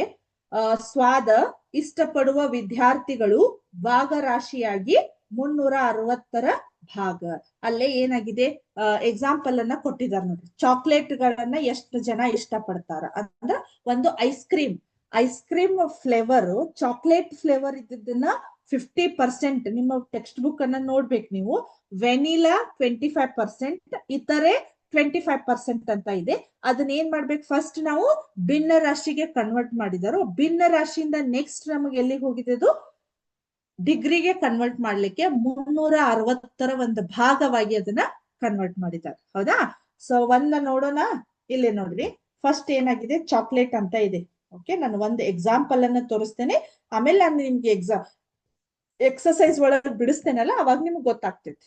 ಹೌದಾ, ಚಾಕ್ಲೇಟ್, ಹೌದಾ, ಇದನ್ನ 50% ಜನ ಏನ್ ಮಾಡ್ತಾ ಇದ್ದಾರು, ಇಷ್ಟ ಪಡ್ತಾ ಇದ್ದಾರು. ಅಂದ್ರ 150 ಜನ ಚಾಕ್ಲೇಟ್ ಫ್ಲೇವರ್ ಇರುವಂತ ಐಸ್ ಕ್ರೀಮ್ ಅನ್ನ ಇಷ್ಟ ಪಡ್ತಾ ಇದ್ದಾರೆ. ಇದ್ರ ನೆಕ್ಸ್ಟ್ ಸ್ಟೆಪ್ ಅವ್ರು ಏನ್ ಮಾಡಿದಾರೆ ಹೇಳ್ರಿ, ಇದನ್ನ ಭಿನ್ನ ರಾಶಿಯಾಗಿ ಕನ್ವರ್ಟ್ ಮಾಡ್ಬೇಕು ಫಸ್ಟ್. ಓಕೆ, ಈಗ 50% ಅಂದ್ರೆ ಏನಾಗತ್ ನೋಡ್ರಿ, ಇದು 50% ಅಂದ್ರೆ ಏನಾಗತ್ತ, 50% ಅಂದ್ರ 50/100 ಆಗತ್ತ. ಈ ಪರ್ಸೆಂಟೇಜ್ ಇದ್ದಿದ್ದನ್ನ ನಾವು ಭಿನ್ನ ರಾಶಿಗೆ ಕನ್ವರ್ಟ್ ಮಾಡ್ಬೇಕಂದ್ರ, ಆಮೇಲೆ ಈ ಪರ್ಸೆಂಟ್ ಅಂದ್ರ ಅದರ ಅರ್ಥ ಏನು, 100ಕ್ಕೆ 50 ಅರ್ಥ, 100ಕ್ಕೆ 50. ಈಗ ನೀವು 10th ಅವ್ರಿಗೆಲ್ಲ ಮಾರ್ಕ್ಸ್ ಕೇಳ್ತಾ ಇರ್ತೀರಿ, ಅವ್ರು 50 ಮಾರ್ಕ್ಸ್ ಬಿದ್ದಾವ ಅಂತ ಹೇಳ್ತಾರೆ? ಇಲ್ಲ, 50% ಆಗಿದೆ, 64% ಆಗಿದೆ. ಅಂದ್ರ ಎವರೇಜ್ ಅದು 100ಕ್ಕೆ 64 ಆಗಿದೆ ಅಂದಾಗೆ. ಹಂಗೆ ಇಲ್ಲೇ 100ಕ್ಕೆ 50 ಜನ ಚಾಕ್ಲೇಟ್ ಫ್ಲೇವರ್ ಇರುವಂತ ಐಸ್ ಕ್ರೀಮ್ ಅನ್ನ ಇಷ್ಟಪಡ್ತಾರೆ. ಓಕೆ, ಇದಿಷ್ಟ ಆಯ್ತು.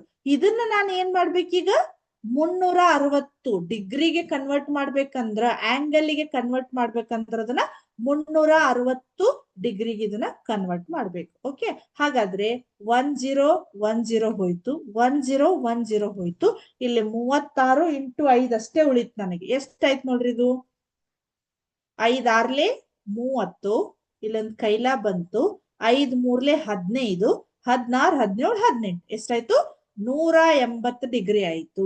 ಓಕೆ, ಸೊ ಏನಾಯ್ತು, ಈ 50% ಇದ್ದದನ್ನ ನಾನು ಏನ್ ಮಾಡಿದೆ, 180 ಡಿಗ್ರಿಗೆ ಕನ್ವರ್ಟ್ ಮಾಡಿದ್ರು ಅವರು. ಹೌದಾ, ಅಂದ್ರ ನನಗ ಪೈ ಚಾರ್ಟ್ ಅನ್ನ ಹಾಕ್ಲಿಕ್ಕೆ ಈಸಿ ಆಗ್ತೈತಿ.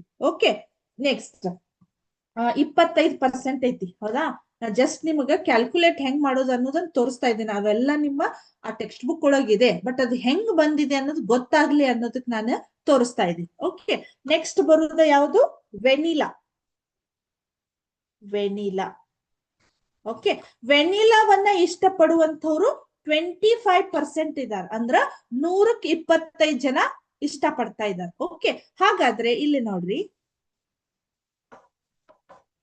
25% ಅಂದ್ರ ಇದನ್ನ ನಾನು ಏನ್ ಮಾಡ್ಬೇಕು, ಈಗ ಫಸ್ಟ್ ಭಿನ್ನ ರಾಶಿ ಒಳಗ ಬರಿಬೇಕು. ದಟ್ ಈಸ್ 25 ಡಿವೈಡೆಡ್ ಬೈ 100 ಅಂತ ಬರೀತೇನೆ ನಾನು. ಹೌದಾ? ರೈಟ್. ಇವಾಗ ಇದನ್ನ ಏನ್ ಮಾಡ್ಬೇಕು ನಾನು? ಡಿಗ್ರಿಗೆ ಕನ್ವರ್ಟ್ ಮಾಡ್ಬೇಕು. ಅಂದ್ರೆ ನಾನು ಇಂಟು 360 ಮಾಡ್ತೇನೆ. ಓಕೆ, 360 ಮಾಡ್ತೇನೆ. ಫಸ್ಟ್ ಇದನ್ನ ಏನ್ ಮಾಡ್ಬೇಕು ನಾನು? ಸ್ವಲ್ಪ ಇದನ್ನ ಸಿಂಪ್ಲಿಫೈ ಮಾಡೋಣ. ಓಕೆ, ಇದು 25 1 25 4 25 ಒಂದ್ಲೆ 25 4 ಆಗತ್ತ. ಹಾಗಾಗಿ 1 ಡಿವೈಡೆಡ್ ಬೈ 4 ಇಂಟು 360 ಡಿಗ್ರಿ ಆಯ್ತು. ಓಕೆ, ನಿಮ್ಮ ಟೆಕ್ಸ್ಟ್ ಬುಕ್ ಒಳಗ್ ನೋಡ್ತಾ ಇರ್ಬೇಕು ನೀವು. 4 ಒಂದ್ಲೆ 4 9 36, ಇದೊಂದು 0, ಎಷ್ಟಾಯ್ತು? 90 ಡಿಗ್ರಿ ಆಯ್ತು. ಓಕೆ, ಈಗ ಇದು ವೆನಿಲಾ 25% ಅಂದ್ರೆ 90 ಡಿಗ್ರಿ ಬಂದಿತ್ತಂದ್ರೆ ಇತರೇನು ಅಲ್ಲೇ 25 ಇದೆ, ಅದೇ ಕೂಡ ನಮ್ಗ 90 ಡಿಗ್ರಿ ಬಂದಿದೆ. ಓಕೆ, ಸೊ ಇದನ್ನ ಯಾವ ರೀತಿ ನಾವು ಒಂದು ಪೈ ನಕ್ಷೆಯನ್ನ, ನಾನು ಒಂದು ರಫ್ ಅನ್ನ ಹಾಕ್ತೇನೆ ಅಷ್ಟೇ. ನಿಮಗೆ ಅದೇನ್ ಪೈ ಚಾರ್ಟ್ ಕ್ರಿಯೇಟ್ ಮಾಡುವಂತದ್ದು ಏನಿಲ್ಲ, ಜಸ್ಟ್ ಕ್ಯಾಲ್ಕುಲೇಷನ್ ಇದಾವ ನಿಮ್ಮ ಸಿಲೆಬಸ್ಗೆ. ಹಾಗಾಗಿ ಇದನ್ನೇನ್ ನಾನು ಎಕ್ಸಾಕ್ಟ್ ಅಳತಿ ತಗೊಂಡೇನ್ ಹಾಕಲ್ಲ, ಒಂದು ರಫ್ ಅನ್ನ ಹಾಕ್ತೇನೆ ಈ ರೀತಿ. ಹೌದಾ? ಈಗ ಅದೇನಾಗಿದೆ, ಚಾಕ್ಲೇಟ್ ಫ್ಲೇವರ್ ಇದ್ದದ್ದು 180 ಇದೆ. ಹೌದಾ? ನಾನು ಇಲ್ಲೊಂದು ಸರ್ಕಲ್ ಅನ್ನ ಹಾಕ್ತೆ. ಹೌದಾ? 180 ಅಂದ್ರೆ ಎಷ್ಟಾಗತ್ತ? ಇಲ್ಲಿಂದ ಸ್ಟಾರ್ಟ್ ಮಾಡಿದೇನ. ಹೌದಾ? ನಿಮ್ಮ ಒಂದು ಕೋನ ಮಾಪಕವನ್ನ ಎಕ್ಸಾಕ್ಟ್ ಇಲ್ಲಿ ಇಟ್ಟು ನೋಡ್ರಿ. ಇಲ್ಲಿ 0 ಐತಂದ್ರ ಅದರ ಎಂಡಿಗೆ ಏನಾಗಿರ್ತೈತಿ? 180 ಡಿಗ್ರಿ ಬರ್ತೈತಿ. ಹಾಗಾಗಿ ಇದು ಪೂರ್ತಿ ಭಾಗನ ಏನಾಗ್ಬಿಡ್ತೈತಿ? ಚಾಕ್ಲೇಟ್ ಫ್ಲೇವರ್ ಆಗ್ಬಿಡ್ತೈತಿ. ಚಾಕ್ಲೇಟ್. ಓಕೆ, ನೆಕ್ಸ್ಟ್ ವೆನಿಲಾ 90 ಇದೆ. ಇಲ್ಲಿ ಎಕ್ಸಾಕ್ಟ್ ಇಲ್ಲಿಂದ ನಾನು 90 ಡಿಗ್ರಿ ಅಂದ್ರೆ ಸ್ಟ್ರೇಟ್ ಲೈನ್ ಎಳೆದ್ಬಿಟ್ರೆ ಏನಾಗ್ಬಿಡ್ತು? ಇದು ವೆನಿಲಾ ಆಯ್ತು, ಇದೇನಾಯ್ತು? ಇತರೆ ಇದ್ದದ್ದಾಯ್ತು. ಹೌದಾ? ಈ ರೀತಿ ನಾವ್ ಏನ್ ಮಾಡ್ಬೋದು, ಒಂದು ಪೈ ನಕ್ಷೆಯನ್ನ ಅವ್ರು ಏನೇ ಡಾಟಾ ಕೊಟ್ರು ಅದನ್ನ ನಾವು ಫಸ್ಟ್ ಏನ್ ಮಾಡ್ಬೇಕು ಹೇಳ್ರಿ? ಡಿಗ್ರಿಗೆ ಕನ್ವರ್ಟ್ ಮಾಡ್ಕೊಂಡಾಗ ಮಾತ್ರ ನಮಗಿದು ಪೈ ನಕ್ಷೆಯನ್ನ ರಚಿಸ್ಲಿಕ್ಕೆ ಬರ್ತೈತಿ. ಇಲ್ಲ ಅಂದ್ರೆ ನಮಗ್ ಹಂಗೆ ಮಾಡ್ಲಿ ಯಾಕೆ ಬರುದಿಲ್ಲ ಹೇಳ್ರಿ? ಈಗ ನೋಡ್ರಿ, ಈ ರೀತಿ ಇದ್ದದನ್ನ ನೀವು ಯಾವ ಒಂದು ಉಪಕರಣವನ್ನ ಬಳಸಿ ಅಳತೆ ಮಾಡ್ತೀರಿ? ಕೋನ ಮಾಪಕವನ್ನ ಅಳತೆ ಮಾಡ್ತೀರಿ. ಏನಾದ್ರೂ ಸ್ಕೇಲ್ ತಗೊಂಡು ಅಳತೆ ಮಾಡ್ಲಿಕ್ಕೆ ಬರ್ತೈತೇನೋ? ಹಾಗಾಗಿ ಒಂದು ವೃತ್ತಾಕಾರದ ನಕ್ಷೆ ಅಥವಾ ಪೈ ನಕ್ಷೆಯನ್ನ ನಾವು ರಚಿಸ್ಬೇಕಂದ್ರ ಅದನ್ನ ಏನ್ ಮಾಡ್ಬೇಕು? ಆ ಡಾಟಾಗಳನ್ನ ಫಸ್ಟ್ ನಾವು ಡಿಗ್ರಿಗೆ ಕನ್ವರ್ಟ್ ಮಾಡ್ಬೇಕು, ಅಥವಾ ಆಂಗಲ್ ಗೆ ಕನ್ವರ್ಟ್ ಮಾಡಿದಾಗ it is easy to draw the pie ನಕ್ಷೆ. ಓಕೆ, ಪೈ ನಕ್ಷೆಯನ್ನ ನಮಗದನ್ನ ಡ್ರಾ ಮಾಡ್ಲಿಕ್ಕೆ ಅದು ಈಸಿ ಆಗ್ತೈತಿ. ಓಕೆ, ನೆಕ್ಸ್ಟ್ ಹೋಗೋಣ. ಈಗ ನೆಕ್ಸ್ಟ್, ಸೊ ಇದು ಅರ್ಥ ಆಯ್ತು ಅನ್ಕೋತೀನಿ. ಸೊ ಇವಾಗ ನಮ್ಮ ಎಕ್ಸಸೈಸಿಗೆ ಹೋಗೋಣ ಅಂತ. ಓಕೆ, ಸೊ ಇಲ್ಲಿ ನಿಮಗೊಂದಿಷ್ಟು ಎಕ್ಸಾಂಪಲ್ಸ್ ಗಳದಾವ್. ಓಕೆ, ಈಗ ಫಸ್ಟ್ ಎಕ್ಸಾಂಪಲ್ ಯಾವ್ದಂದ್ರ ಎಕ್ಸಸೈಸ್ 4.1 ಅಥವಾ ಅಭ್ಯಾಸ 4.1 ಅಂತ ಇದೆ. ಓಕೆ,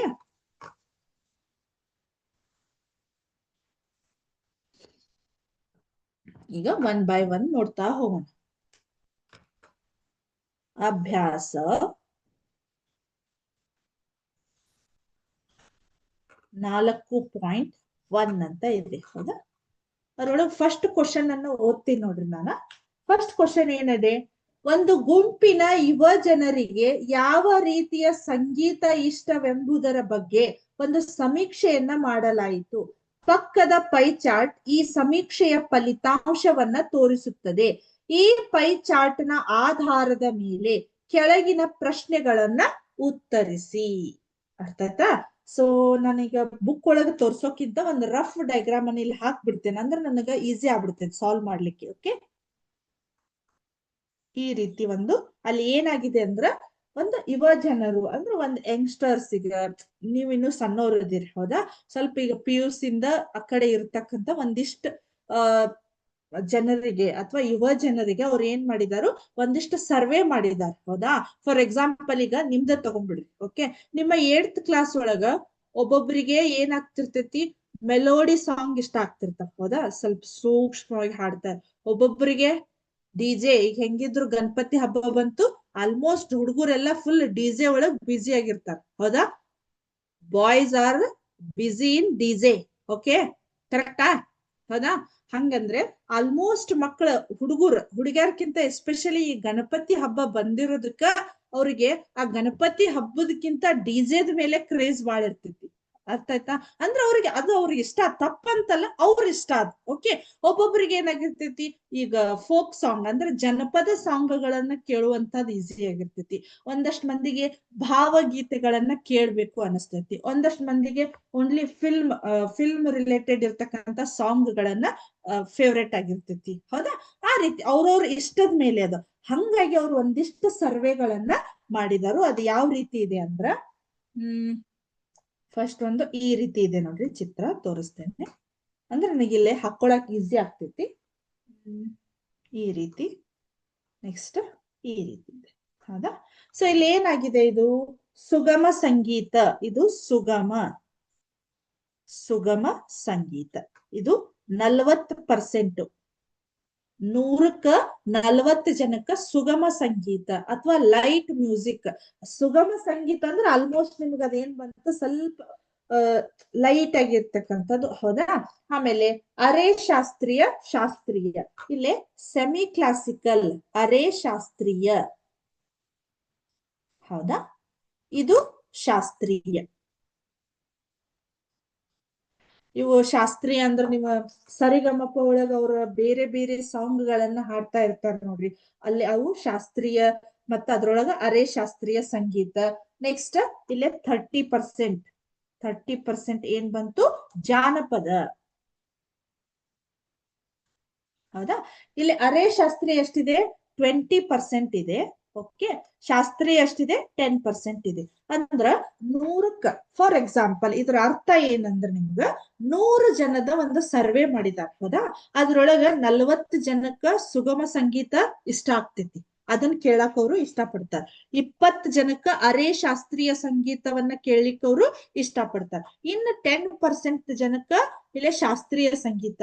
ಇನ್ನು ಉಳಿದಿರ್ತಕ್ಕಂತ 30% ಅಂದ್ರೆ 30 ಜನಕ್ಕ ಜಾನಪದ ಸಂಗೀತವನ್ನ, ಅಂದ್ರೆ ಜಾನಪದದ ಹಾಡುಗಳನ್ನ ಅವ್ರಿಗೆ ಕೇಳಲಿಕ್ಕೆ ಇಷ್ಟ ಆಗ್ತೈತಿ. ಹುಡುಗರಿಗೆ ಮೇ ಬಿ ಡಿಸಪಾಯಿಂಟ್ ಆಯ್ತಂತ ಕಾಣಿಸ್ತೈತಿ. ಈ ಕಾಲಮ್ ಒಳಗ್ ಡಿಜೆ ಇಲ್ಲ ಮೇಡಮ್ ಅಂತಿರ್ಬೋದು ಅನಿಸ್ತೈತಿ ನನಗೆ. ಹೌದಾ? ಡಿಜೆ ಇಲ್ಲ, ಇದನ್ನ ಅವರು ಮಾಡಿಫೈಡ್ ಮಾಡಿ ನೀವು ಮಾಡ್ಕೋಬಹುದು. ಹೌದಾ? ಡಿಜೆ ಇಲ್ಲ ಇದ್ರೊಳಗ. ಹೌದಾ? ಸೊ ಎಸ್ಪೆಷಲಿ ಈಗ ಗಣಪತಿ ಹಬ್ಬ ಬರೋದಕ್ಕ ಫುಲ್ ಎಲ್ಲಾ ಹುಡುಗರೆಲ್ಲ ಈಗ ಡಿಜೆದ್ ಬಗ್ಗೆನ ಈಗ ನಾ ಹೇಳಾಕತ್ ಗುಟ್ಲೆ ಫುಲ್ ಆ ಕಡೆನ ಮೂಡ್ ಹೋಗಿರ್ಬೋದು ಅನಿಸ್ತೈತಿ ನಿಮ್ಗೆ. ಹೌದಾ? ಇರ್ಲಿ, ನಿಮ್ ಇಷ್ಟ ಅದ. ಓಕೆ, ಸೊ ಈಗ ಇದನ್ನ ಒಂದ್ಸಲ ಕೌಂಟ್ ಮಾಡ್ರಿ. ಇದು 100 ಆಗತ್ತೆ ಇಲ್ಲ ನೋಡ್ರಿ. 40 + 20 60, 60 + 10 70, 70 + 30 100 ಆಯ್ತು. ಅಂದ್ರ ಇದನ್ನ ಕರೆಕ್ಟ್ ಆಯ್ತು. ಈಗ ಇಷ್ಟು ಅವ್ರ ಇನ್ಫಾರ್ಮೇಶನ್ ಕೊಟ್ಟಿದ್ದಾರೆ. ಫಸ್ಟ್ ಕ್ವಶನ್ ಏನಿದೆ ನಮ್ಗ, 20 ಜನರು ಶಾಸ್ತ್ರೀಯ ಸಂಗೀತವನ್ನು ಇಷ್ಟಪಟ್ಟರೆ ಒಟ್ಟು ಎಷ್ಟು ಜನರನ್ನ ಸಮೀಕ್ಷೆ ಮಾಡಲಾಯಿತು? ಶಾಸ್ತ್ರೀಯ ಸಂಗೀತದ ಬಾಕ್ಸ್ ಎಷ್ಟಿದೆ ನೋಡ್ರಿ ನಮಗಲ್ಲೇ, ಓನ್ಲಿ 10 ಇದೆ. ಹೌದಾ? 10 ಇದೆ. ಅಲ್ಲಿ ಅವ್ರ ಕ್ವಶನ್ ಏನ್ ಕೇಳ್ತಾ ಇದ್ದಾರೆ ಹೇಳ್ರಿ, 20 ಜನರು ಶಾಸ್ತ್ರೀಯ ಸಂಗೀತವನ್ನ ಇಷ್ಟಪಟ್ಟರೆ ಒಟ್ಟು ಎಷ್ಟು ಜನರನ್ನ ಸಮೀಕ್ಷೆ ಮಾಡಲಾಗಿದೆ ಅಂತ ಇದೆ. ಓಕೆ, ಹಾಗಾಗಿ ಇಲ್ಲಿ ನಾನು ಏನ್ ಮಾಡ್ತೀನಿ, 100ಕ್ಕೆ 10 ಜನ. ಹೌದಾ? 10 ಜನ ಶಾಸ್ತ್ರೀಯ ಸಂಗೀತವನ್ನ ಇಷ್ಟಪಡ್ತಾ ಇದ್ದಾರು ಅಂತ ಇದ್ರ ಅರ್ಥ. ಹೌದಾ? 100 ಜನರೊಳಗ 10 ಜನ ಇಷ್ಟಪಡ್ತಾ ಇದ್ದಾರಂತ. ಹಾಗಾದ್ರೆ ಅವ್ರು ಕೇಳ್ತಾ ಇರೋ ಕ್ವಶನ್, 20 ಜನ ಇಷ್ಟಪಟ್ರೆ ಇಲ್ಲಿ ಎಷ್ಟು ಜನ ಇದಾರಂತ ಅರ್ಥ. ಈ ರೀತಿ ನೀವು ಎಕ್ಸ್ ವ್ಯಾಲ್ಯೂಗಳನ್ನ ಕಂಡು ಹಿಡಿಯುವಾಗ, ಅಥವಾ ನಿಮ್ಗ ಇನ್ನೊಂದಂದ್ರ ಯೂನಿಟರಿ ಪದ್ಧತಿ, ಯಾವ್ದದ ಏಕಾಂಶ ಪದ್ಧತಿ ಅಂತಿರ್ ಗೊತ್ತಾ? ಅಂದ್ರೆ ಎಕ್ಸ್, ಫಾರ್ ಎಕ್ಸಾಂಪಲ್ 1 ಪೆನ್ನಿಗೆ 5 ರೂಪಾಯಿ ಆದ್ರ 10 ಪೆನ್ನಿಗೆ ಎಷ್ಟು? ಅವಾಗ ಏನ್ ಮಾಡ್ತೀರಿ ನೀವು? ಈಗ 1 ಪೆನ್ನಿಗೆ 5 ರೂಪಾಯಿ. ಓಕೆ, ಈಗ ನನಗ್ 10 ಪೆನ್ನಿಗೆ ಬೇಕಾಗಿದೆ. ಏನಂತ ಕೌಂಟ್ ಮಾಡಿ, ಯಾವ ರೀತಿ ಮಾಡ್ತೀರಿ ಇದನ್ನ? ಏನ್ ಮಾಡ್ತೀರಿ ಹೇಳ್ರಿ? ಈಸಿಲಿ ಇದನ್ನ ಓರೆ ಗುಣಾಕಾರ ಮಾಡ್ಬಿಡ್ತೀರಿ. ಇಲ್ಲಿ ಎಕ್ಸ್ ಇರ್ತೈತಿ. Okay, so 10 5 50. ಅಂದ್ರೆ 1 ಪೆನ್ನಿಗೆ 5 ರೂಪಾಯಿ ಆದ್ರೆ 10 ಪೆನ್ನಿಗೆ ಎಷ್ಟಾಯ್ತು?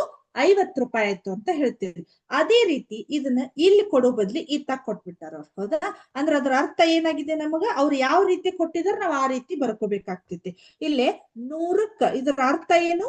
100 ಮಂದಿ ಒಳಗ 10 ಜನ ಶಾಸ್ತ್ರೀಯ ಸಂಗೀತವನ್ನ ಇಷ್ಟಪಡ್ತಾರ. ಓಕೆ, ಹಾಗಾದ್ರೆ 20 ಜನ ಇಷ್ಟಪಡಕತ್ತಾರ ಅಂದ್ರೆ ಇಲ್ಲಿ ಎಷ್ಟು ಜನವನ್ನ ಸರ್ವೆ ಮಾಡಲಾಗಿದೆ ಅಂತ ಇದೆ. ಹೌದಾ? ಹಾಗಾಗಿ ನಾನು ಇದನ್ನ ಏನ್ ಮಾಡ್ಬೇಕೀಗ, ಇಲ್ಲಿ ಏನು ಇಲ್ಲ ಅಂದ್ರೆ ಎಕ್ಸ್ ಅಂತ ಇಟ್ಕೊರಿ. ಓಕೆ, ಸೊ 20 ಇಂಟು 100 ಮಾಡ್ರಿ, ಈ 10 ಕೆಳಗ್ ಬರ್ತೈತಿ. ಓಕೆ, 20 ಇಂಟು 100, ಹೌದಾ, ಡಿವೈಡೆಡ್ ಬೈ 10 ಇಲ್ಲಿ ಕೆಳಗ್ ಬರ್ತೈತಿ. ಹಾಗಾದ್ರೆ 1 0 ಹೋಯ್ತು. ಎಷ್ಟಾಯ್ತು? 20 ಹತ್ಲೆ 200. ಕರೆಕ್ಟಾ? ಈ 200 ಜನಗಳನ್ನ ಸರ್ವೆ ಮಾಡಿದಾರ ಅವರು.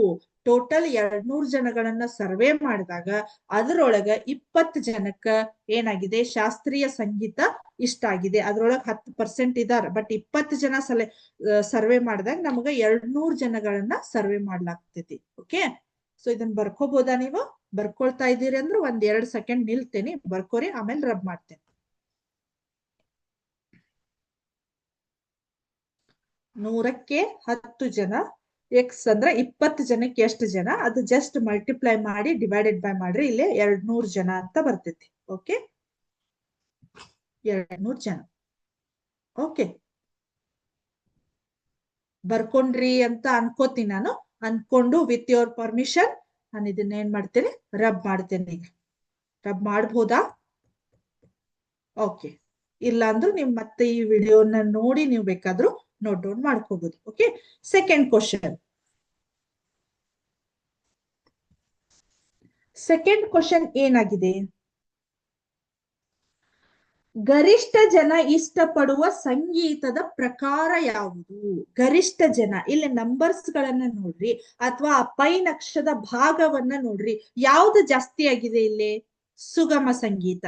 ಹಾಗಾಗಿ ಸುಗಮ ಸಂಗೀತವನ್ನ ಅತಿ ಹೆಚ್ಚು ಜನರು ಇಷ್ಟಪಡ್ತಾರೋ ಆ ಸರ್ವೆ ಪ್ರಕಾರ. ಓಕೆ, ಸುಗಮ ಸಂಗೀತವನ್ನ ಅತಿ ಹೆಚ್ಚು ಜನ ಇಷ್ಟಪಡುವಂತಹ ಸಂಗೀತದ ವಿಧ ಯಾವುದಂದ್ರ ಸುಗಮ ಸಂಗೀತ. Okay, next third one. ಇಲ್ಲೇನಾಗಿದೆ? ಒಂದು ಕ್ಯಾಸೆಟ್ ಸಂಸ್ಥೆ 1000 ಸಿಡಿಗಳನ್ನು ಉತ್ಪಾದಿಸಿದರೆ ಪ್ರತಿ ಪ್ರಕಾರದ ಎಷ್ಟು ಸಿಡಿಗಳನ್ನು ಅವರು ಉತ್ಪಾದಿಸಬೇಕು?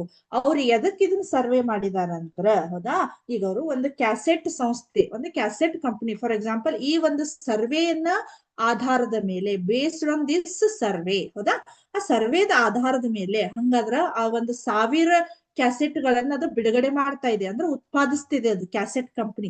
ಆದ್ರೆ ಯಾವ್ಯಾವನ್ನ ಎಷ್ಟೆಷ್ಟು ಉತ್ಪಾದಿಸ್ಬೇಕು ಅನ್ನೋದು ಗೊತ್ತಾಗ್ಬೇಕಲ್ಲ. ಈಗ ಈ 40%, 20% ಅಂದ್ರೆ ಇದ್ರ ಎಕ್ಸಾಕ್ಟ್ ರೌಂಡ್ ಫಿಗರ್ ಬೇಕಲ್ಲ. ಇದಕ್ ನಮ್ಗ 40% ಅಂದ್ರೆ ನಾವ್ ಹೆಂಗಂತ ಅದನ್ನ ಮಾಡ್ಕೋಬೇಕು.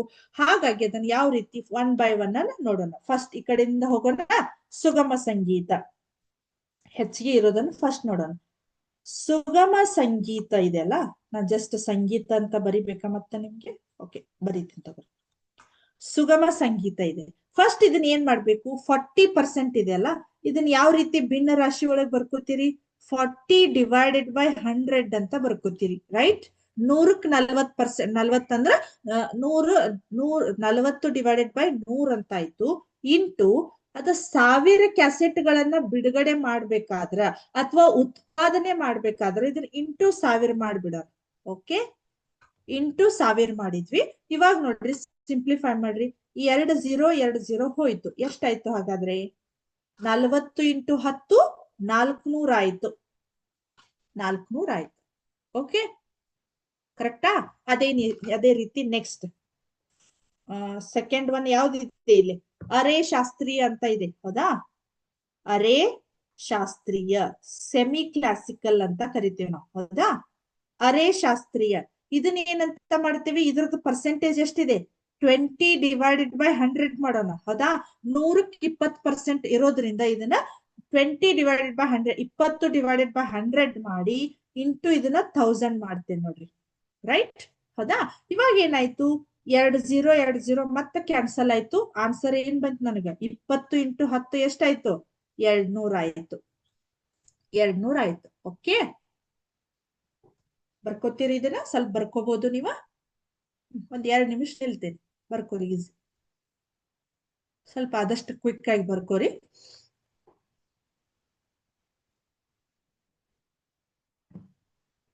ಆಯ್ತಾ? ಸುಗಮ ಸಂಗೀತ ಆಯ್ತು, ಅರೆ ಶಾಸ್ತ್ರೀಯ ಆಯ್ತು.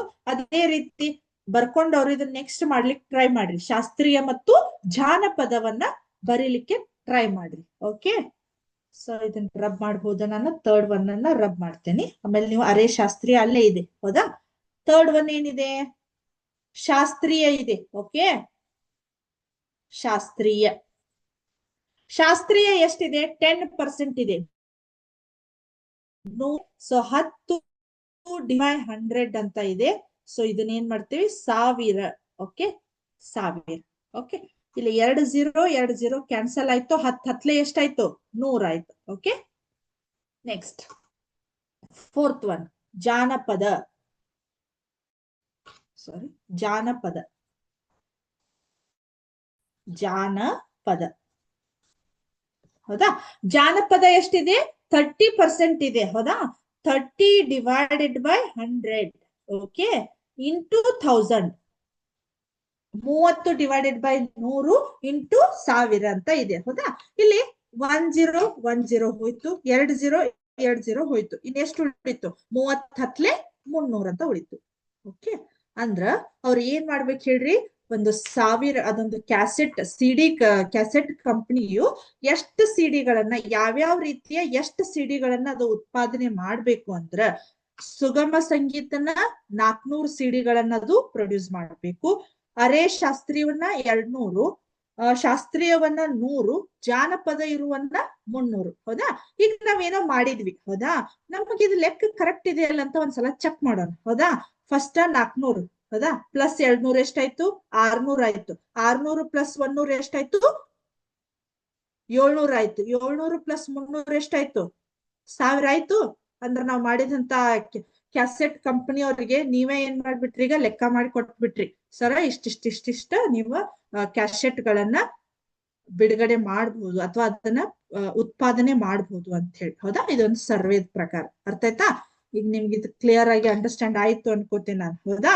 ಸೊ ಈಗ ನೆಕ್ಸ್ಟ್ ಅಭ್ಯಾಸಕ್ಕೆ ಹೋಗೋಕಿನ್ನ ಮುಂಚೆ ಫಸ್ಟ್ ನಾವೇನ್ ಮಾಡೋಣ? ಮಲ್ಟಿಪಲ್ ಚಾಯ್ಸ್ ಕ್ವಶನ್ಸ್ ಗಳನ್ನ ನೋಡಿ ಬರೋಣ. ಅದು ಇನ್ನೂ ಟೈಮ್ ಇತ್ತಂದ್ರೆ ನಾನು ಏನ್ ಮಾಡ್ತೇನೆ, ಅದ್ರ ಮುಂದಿನ ಪಾರ್ಟ್ ಅನ್ನ ಕಂಟಿನ್ಯೂ ಮಾಡೋಣ. Okay, so first 1 second. ಎಲ್ಲಿದೆ ನೋಡಿ. ಅದಕ್ಕಿಂತ ಮುಂಚೆ ನಾನೊಂದು ಪೈ ಚಾರ್ಟ್ ಅನ್ನು ಕೂಡ ನಿಮ್ಗೆ ತೋರಿಸ್ಬೇಕು. ಅದನ್ನ ಸ್ವಲ್ಪ ತೋರಿಸ್ತೇನೆ ನೋಡ್ರಿ. ಪೈ ಚಾರ್ಟ್ ಅಂದ್ರೆ ಯಾವ ರೀತಿ ಇರ್ತೈತೆ ಅಂತ ಹೇಳಿ. ಇಲ್ಲಿ ನೋಡ್ರಿ. ಹೌದಾ? ಇಲ್ಲಿ ಒಂದು ಸ್ಟೂಡೆಂಟ್ ಏನಾಗಿರ್ತೈತಿ, ಮಾರ್ಕ್ಸ್ ಅನ್ನ ಅವ್ರು ಏನ್ ಮಾಡಿದಾರೆ ಅಲ್ಲೇ ಎಂಟ್ರಿ ಮಾಡಿದ್ದಾರೆ. ಯಾರು ಅಂದ್ರೆ ಅವರು ಪ್ರೀತಿಕಾ ಅಂತ ಹೇಳಿ ಹೆಸರು. ಹೌದಾ? ಅಲ್ಲೇ ಪೈ ಚಾರ್ಟ್. ಇಲ್ಲಿ ನಾವು ಹೆಸರುಗಳನ್ನ ಚೇಂಜ್ ಮಾಡಬಹುದು. ನಮ್ಗೆ ಯಾವ ರೀತಿ ಬೇಕು ಆ ರೀತಿ ಇಲ್ಲಿ ಮಾರ್ಕ್ಸ್ ಗಳನ್ನ ಚೇಂಜ್ ಮಾಡಬಹುದು. ಇದು ತಮಿಳ್ ಇದೆ. ಹೌದಾ? ಇಲ್ಲೇ ನಾವು ಕನ್ನಡ ಅಂತ ಆಡ್ ಮಾಡ್ಕೋಬಹುದು. ಸೊ ಅಲ್ಲೇ Tamil 97, English 95, maths 89, science 99 and social science 87 ಅಂತ ಇದೆ. ಇದ್ರದ್ದು ಡಾಟಾದ ಮೇಲೆ ಇದನ್ನ ಏನ್ ಮಾಡಿದಾರೆ ಅವರು? ಗ್ರಾಫ್ ಅನ್ನ ಹಾಕಿದ್ದಾರೆ. ಹೌದಾ? ಸೊ ನೋಡೋಣ ಒಂದ್ಸಲ ಚೇಂಜ್ ಮಾಡಿ ಏನಾದ್ರು ಚೇಂಜ್ ಆಗತ್ತ ಅಂತ ಹೇಳಿ. ಹೌದಾ? ಕಾಣಿಸ್ತಾ ಇದೆ ಅಲ್ಲೇ ಸ್ವಲ್ಪ ನಿಮ್ಗ ನಾನು ಕಡಿಮೆ ಮಾಡಿ ತೋರಿಸ್ತಾ ಇದ್ದೇನೆ. ತಾನೇ ಅದು ಅದರದ್ದು ಡಾಟಾವನ್ನದು ಚೇಂಜ್ ಮಾಡ್ತಾ ಇದೆ. ಹೌದಾ? 49 ಸ್ವಲ್ಪ ನಾನು ಚೇಂಜ್ ಮಾಡ್ತಾ ಇದ್ದೇನೆ. 68. ಹೌದಾ? 79 ಮಾಡ್ತೀನಿ. ಹೌದಾ? ಕಾಣಿಸ್ತಾ ಇದೆ. ಅದು ಅಲ್ಲೇನ ಅದು ಸ್ವಲ್ಪ ಅದನ್ನ ಕ್ಲಿಯರ್ ಆಗಿ ಅಬ್ಸರ್ವ್ ಮಾಡಿ, ಸೂಕ್ಷ್ಮವಾಗಿ ಅದರದ್ದು ನಾನು ಇಲ್ಲಿ ಡಾಟಾ ಚೇಂಜ್ ಮಾಡಿದ ಹಾಗೆ ಅಲ್ಲಿದ್ರದ್ದು ಪೈ ಚಾರ್ಟ್ ಕೂಡ ನಮಗ ಚೇಂಜ್ ಆಗ್ತಾ ಇದೆ. ಅಲ್ಲಿ ಸೆಕ್ಟರ್ಸ್ ಗಳು 6 ಇದಾವು, 6 ಭಾಗಗಳು 1 2 3 4 5 6 ಅಂತ ಇದಾವೆ. ಓಕೆ, ಸೊ ಇವೇನಾಯ್ತು? ಇದೊಂದು ಪೈ ಚಾರ್ಟ್. ಓಕೆ, ಬೇಕಾದ್ರೆ ನಿಮಗೆ ಇದನ್ನ ನೆಕ್ಸ್ಟ್ ಕ್ಲಾಸ್ ಒಳಗೆ ನಾ ಇನ್ನೂ ಡಿಟೇಲ್ ಆಗಿ ತೋರಿಸ್ತೇನೆ ಅಂತ. ಓಕೆ, ಈಗ ನೆಕ್ಸ್ಟ್ ನಾವು ಮಲ್ಟಿಪಲ್ ಚಾಯ್ಸ್ ಕ್ವಶನ್ಸ್ ಗೆ ಹೋಗೋಣ. ಓಕೆ, ಸೊ ಎಲ್ರು ರೆಡಿ ಇದ್ದೀರಾ? ವಿದ್ಯಾಶಕ್ತಿಯ ರಸ ಪ್ರಶ್ನೆ ಕಾರ್ಯಕ್ರಮ, class 8th, subject mathematics. Okay, first question. ಈ ಜೋಡಿ ಸ್ತಂಭ ನಕ್ಷೆಯು ಏನನ್ನು ಸೂಚಿಸುತ್ತದೆ? ಹೌದಾ? ಇದು ಏನ್ ಸೂಚಿಸ್ತದೆ ಅಂತ ಸ್ವಲ್ಪ ನೋಡ್ಬೋದಾ ಸೂಕ್ಷ್ಮವಾಗಿ? ಅಲ್ಲೇ ರೇನ್ ಫಾಲ್ ಅಂತ ಇದೆ, ಕೆಳಗ್ ಜನವರಿ, March, May, July, September, November ಅಂತ ಇದೆ. ಅಲ್ಲೇ ರೇನ್ ಫಾಲ್ 2021-22 ಅಂತ ಇದೆ. ಸೊ ನಾನು ಇವಾಗ ಅದನ್ನ ಯಾಕೆ ತಗೊಂಡೆ ಅಂದ್ರೆ, ಈಗ ಸದ್ಯಕ್ಕೆ ಸಿಕ್ಕಾಪಟ್ಟೆ ಮಳೆ ಆಗ್ತಾ ಇದೆ. ಹಾಗಾಗಿ ಮಳೆದ ಒಂದು ರಿಲೇಟೆಡ್ ಇರ್ತಕ್ಕಂಥದ್ದ ನಾನು ನಿಮಗ ಡಾಟಾವನ್ನ ತಗೊಂಡ್ ಬಂದಿದ್ದೇನೆ. ಅದು ಏನ್ ಹೇಳುತ್ತ ಸೂಚಿಸ್ತಾ ಇದೆ? ಅದು ಜೋಡಿ ಸ್ತಂಭ ನಕ್ಷೆಯು 2 ವರ್ಷದಲ್ಲಿ ಆಯಾ ತಿಂಗಳಲ್ಲಿ ಎಷ್ಟೆಷ್ಟು ಪರ್ಸೆಂಟ್ ಅಂದ್ರ ಇನ್ ಮಿಲಿಮೀಟರ್ ಅಂತ ಇದೆ ನೋಡ್ರಿ, ಆ ಮಳೆಯ ಪ್ರಮಾಣವನ್ನದು ಸೂಚಿಸ್ತಾ ಇದೆ. ಜನವರಿ ಒಳಗ 30 mm, ಆಮೇಲೆ ಅದೇ ಜನವರಿ 2022 55 ಅಂದ್ರ ಆ ಮಿಲಿಮೀಟರ್ ಒಳಗ ಮಳೆ ಆಗಿದೆ ಅನ್ನೋದನ್ನದು ತೋರಿಸ್ತಾ ಇದೆ. Okay, first question. ನೆಕ್ಸ್ಟ್, ಯಾವ ತಿಂಗಳಲ್ಲಿ ಅಧಿಕ ಪ್ರಮಾಣದ ಮಳೆಯಾಗಿದೆ? Option A January, option B March, option C May, option D November ಅಂತ ಇದೆ. ಹಾಗಾದ್ರೆ ಅಧಿಕ ಮಳೆ ಅಂದ್ರ ಅಲ್ಲಿ ಅತಿ ಹೆಚ್ಚು ನಮಗ ಗ್ರಾಫ್ ಎತ್ತರವಾಗಿರುವ ಗ್ರಾಫ್ ಯಾವ್ದಿದೆ? ಇಲ್ಲಿದೆ, ರೈಟ್? ಸೊ ಹಾಗಾದ್ರೆ ಅದು ಅತಿ ಹೆಚ್ಚು ಎಲ್ಲದಕ್ಕಿಂತ ಹೆಚ್ಚಿಗೆ ಮಳೆ ಆಗಿರುವಂತ ತಿಂಗಳು ಯಾವ್ದಂದ್ರ ಮೇ. ಹಾಗಾಗಿ ನಮ್ಮ ಏನಾಗತ್ತೆ ಹೇಳ್ರಿ ಇಲ್ಲಿ? Option C is the right answer. Okay, next, ಜನವರಿ ತಿಂಗಳಲ್ಲಿ 2021 ಮತ್ತು 22ಕ್ಕೆ ಇರುವ ವ್ಯತ್ಯಾಸ. 2021 ಮತ್ತು 22ಕ್ಕೆ ಇರುವ ವ್ಯತ್ಯಾಸ ಇಲ್ಲಿ ನೋಡ್ರಿ. ಜನವರಿ ತಿಂಗಳಲ್ಲಿ ಇಲ್ಲಿ ಎಷ್ಟಾಗಿದೆ? ಫಸ್ಟ್ 2021 35 ಅಂತ ಕನ್ಸಿಡರ್ ಮಾಡೋಣ. ಇದು 55 ಇದೆ. 55 ಮೈನಸ್ 35 ಎಷ್ಟಾಗತ್ತೆ ನೋಡ್ರಿ? 55 ಮೈನಸ್ 35 ಎಷ್ಟಾಗತ್ತ? ಹೌದಾ? ಅಲ್ಲಿ ಎಷ್ಟಾಗತ್ತ? 20 ಮಿಲಿಮೀಟರ್ ನಷ್ಟು ವ್ಯತ್ಯಾಸವಾಗಿದೆ. ಓಕೆ, ನೆಕ್ಸ್ಟ್, ಯಾವ ತಿಂಗಳಲ್ಲಿ ಕಡಿಮೆ ಪ್ರಮಾಣದ ಮಳೆಯಾಗಿದೆ? ಓಕೆ, ಯಾವ ತಿಂಗಳಲ್ಲಿ ಕಡಿಮೆ ಪ್ರಮಾಣದ ಮಳೆಯಾಗಿದೆ? Option A January, option B July, option C September, option D November ಅಂತ ಇದೆ. ನಾವು ಮತ್ತೆ ಅಗೇನ್ ನಾವೇನ್ ಮಾಡ್ಬೇಕೀಗ? ಗ್ರಾಫಿಗೆ ಹೋಗೋಣ, ಅಂದ್ರೆ ನಮಗೆ ಕ್ಲಿಯರ್ ಪಿಕ್ಚರ್ ಗೊತ್ತಾಗ್ತೈತಿ. ಕಡಿಮೆ ಯಾವ ತಿಂಗಳೊಳಗಾಗಿದೆ ನೋಡ್ರಿ ಇಲ್ಲಿ? ಸ್ತಂಭಗಳ ಪೂರ್ತಿ ಕಡಿಮೆ ಇರುವಂತ ತಿಂಗಳು ಯಾವುದು? ನನ್ನ ಕರ್ಸರ್ ಪಾಯಿಂಟ್ ಕಾಣಿಸ್ತಾ ಇದೆ ಇಲ್ಲಿ ನಿಮ್ಗೆ? ಸೆಪ್ಟೆಂಬರ್ ಒಳಗೆ. ಓಕೆ, ಹಾಗಾಗಿ ಇಲ್ಲಿ ನೋಡ್ರಿ, option C is the right answer. Option C, September ತಿಂಗಳಲ್ಲಿ ಕಡಿಮೆ ಪ್ರಮಾಣದ ಮಳೆಯಾಗಿದೆ. ಓಕೆ, ನೆಕ್ಸ್ಟ್, ಮತ್ತೆ ಈ ನಕ್ಷೆ ಯಾವುದು? ಹೌದಾ? ಇವಾಗಾದ್ರ ಕಲ್ತಿರಿ. ಇದಕ್ಕೆ ಏನಂತ ಕರಿತೇವಿ? ಆಪ್ಷನ್ ಎ ಚಿತ್ರ ನಕ್ಷೆ ಅಥವಾ ಪಿಕ್ಟೋಗ್ರಾಫ್, ಆಪ್ಷನ್ ಬಿ ಸ್ತಂಭ ನಕ್ಷೆ ಅಥವಾ ಬಾರ್ ಗ್ರಾಫ್, ಆಪ್ಷನ್ ಸಿ ಜೋಡಿ ಸ್ತಂಭ ನಕ್ಷೆ ಅಥವಾ double bar graph, option D pie ನಕ್ಷೆ ಅಂತ ಇದೆ. ಹಾಗಾದ್ರೆ ಇದು ಯಾವುದನ್ನ ನಾನು ಕ್ಲಿಕ್ ಮಾಡ್ಲಿ? Option D is the right answer. Okay, pie ನಕ್ಷೆ ಅಂತ ಇದೆ. ನೆಕ್ಸ್ಟ್, ಒಬ್ಬ ವಿದ್ಯಾರ್ಥಿಯು ಶಾಲೆಯಲ್ಲಿ ಕಳೆಯುವ ಅವಧಿ. ಆಪ್ಷನ್ ಎ 2 ಗಂಟೆ, ಆಪ್ಷನ್ ಬಿ 3 ಗಂಟೆ, ಆಪ್ಷನ್ ಸಿ 7 ಗಂಟೆ, ಆಪ್ಷನ್ ಡಿ 8 ಗಂಟೆ ಇದೆ. ಹೌದಾ? ನಾವು ಮತ್ತೆ ಅಗೇನ್ ಇಲ್ಲಿ ಏನ್ ಮಾಡೋಣ? ಗ್ರಾಫಿಕ್ ಬರೋಣ. ಓಕೆ, ಶಾಲೆ ಅಂದ್ರೆ ಎಲ್ಲಿದೆ ನೋಡ್ರಿ? ಇದು ಶಾಲೆ. ಸ್ಕೂಲ್ ಅಂದ್ರ ಇಲ್ಲೇ ಈ ರೀತಿ ಸ್ವಲ್ಪ ಗ್ರೀನ್ ಕಲರ್ ಇದೆ ಅಲ್ಲ? ಸೊ ಗ್ರೀನ್ ಕಲರ್ ಅದ್ರದ್ದು ಗಂಟೆಗಳನ್ನ ಎಷ್ಟು ಸೂಚಿಸಾಕತೈತದ ಇಲ್ಲಿ? ಸ್ಕೂಲ್ ಅಂದ್ರ ಇಲ್ಲಿ ಕಾಣಿಸ್ತಾ ಇದೆ. ಆಯಾ ಕಲರಿಗೆ ಅವ್ರು ಏನ್ ಮಾಡಿದಾರು? ರೆಡ್ ಅಂದ್ರ ಸ್ಲೀಪ್ ನಿದ್ರೆ, ಗ್ರೀನ್ ಅಂದ್ರ ಸ್ಕೂಲ್ ಶಾಲೆ, ಪಿಂಕ್ ಅಂದ್ರ ಹೋಮ್, ಆಮೇಲೆ ಬ್ಲೂ ಅಂದ್ರ ಪ್ಲೇ ಅಂದ್ರ ಆಟ ಆಡೋದು, ಇಲ್ಲಿ ಪರ್ಪಲ್ ಕಲರ್ ಅಂದ್ರ ಅದರ್ಸ್ ಅಂತ ಇದೆ. ಹಾಗಾದ್ರೆ ಸ್ಕೂಲ್ ಅಂದ್ರೆ ಎಷ್ಟಾಗಿದೆ ನಮ್ಗ? 7 ಗಂಟೆ ಅವರು ಸ್ಕೂಲ್ ನಲ್ಲಿ ಕಳೀತಾರು. ಹಾಗಾದ್ರೆ option C is the right answer. Okay, next, ಈ ಒಂದು ನಾಣ್ಯವನ್ನು ಚಿಮ್ಮಿಸಿದಾಗ, ಇದು ಆಕ್ಚುಲಿ ನನಗ ಈ ಪೈ ನಕ್ಷೆ ಮುಗಿದ್ ಕೂಡ್ಲೆ ನಿಮ್ಗ ಸಂಭವನೀಯತೆ ಅನ್ನುವಂತ ಟಾಪಿಕ್ ಅನ್ನ ಹೇಳ್ಬೇಕಾಗಿತ್ತು. ಬಟ್ ಈಗ ಟೈಮ್ ಆಗಿದ್ದಕ್ಕೆ ಅದು ಪೋರ್ಷನ್ ಉಳಿತು. ಹಾಗಾಗಿ ನಾನು ಅದನ್ನ ಏನ್ ಮಾಡಿದ್ದೀನಿ? ಜಸ್ಟ್ ಕ್ವಶನ್ ತೆಗ್ದಿದ್ದೀನಿ, ಅದನ್ನ ನೋಡೋಣ, ಆನ್ಸರ್ ಮಾಡೋಣ ಅಂತ. ನೆಕ್ಸ್ಟ್ ಕ್ಲಾಸ್ ಒಳಗೆ ಇದ್ರ ಬಗ್ಗೆ ಡಿಟೇಲ್ ಆಗಿ ಹೇಳ್ತೇನೆ. ಓಕೆ, ಒಂದು ನಾಣ್ಯವನ್ನು ಚಿಮ್ಮಿಸಿದಾಗ ಬರುವ ಸಂಭವನೀಯ ಫಲಿತಾಂಶಗಳು. ಇವಕ್ಕೆಲ್ಲ ನಾನು ಆನ್ಸರ್ ಹೇಳ್ತೇನೆ, ಯಾಕಂದ್ರೆ ನಾ ಇದನ್ನ ಇನ್ನು ಎಕ್ಸ್ಪ್ಲೇನ್ ಮಾಡಿಲ್ಲ ನಿಮ್ಗ. ನೆಕ್ಸ್ಟ್ ಕ್ಲಾಸ್ ಒಳಗೆ ಮಾಡೋಣ ಅಂತ. Okay, so option B is the right answer. Next, ಒಂದು ಬ್ಯಾಗ್ 4 ಕೆಂಪು ಚೆಂಡುಗಳನ್ನು 4 ಹಸಿರು ಚೆಂಡುಗಳನ್ನು ಒಳಗೊಂಡಿದೆ. ಕೆಂಪು ಚೆಂಡನ್ನು ಯಾದೃಚ್ಛಿಕವಾಗಿ ಹೊರತೆಗೆಯುವ ಸಂಭವನೀಯತೆ. ಓಕೆ, ಅದೇನಾಗತ್ತಂದ್ರ option C is the right answer. 1/2 ಆಗತ್ತ. ಹೌದಾ? ಅದ್ ಯಾವ ರೀತಿ ಏನ್ ಅನ್ನೋದನ್ನು ನೋಡೋಣ ಅಂತ. ನಾವು ನೆಕ್ಸ್ಟ್ ಕ್ಲಾಸ್ ಒಳಗೆ ಹೇಳಿದಾಗ ನಿಮ್ಗೆ ಗೊತ್ತಾಗ್ತೈತಿ. 2 ನಾಣ್ಯಗಳನ್ನು ಚಿಮ್ಮಿಸಿದಾಗ ಬರುವ ಸಂಭವನೀಯತೆ. Option A 2, option B 4, option C 6, option D 8 ಅಂತ ಇದೆ.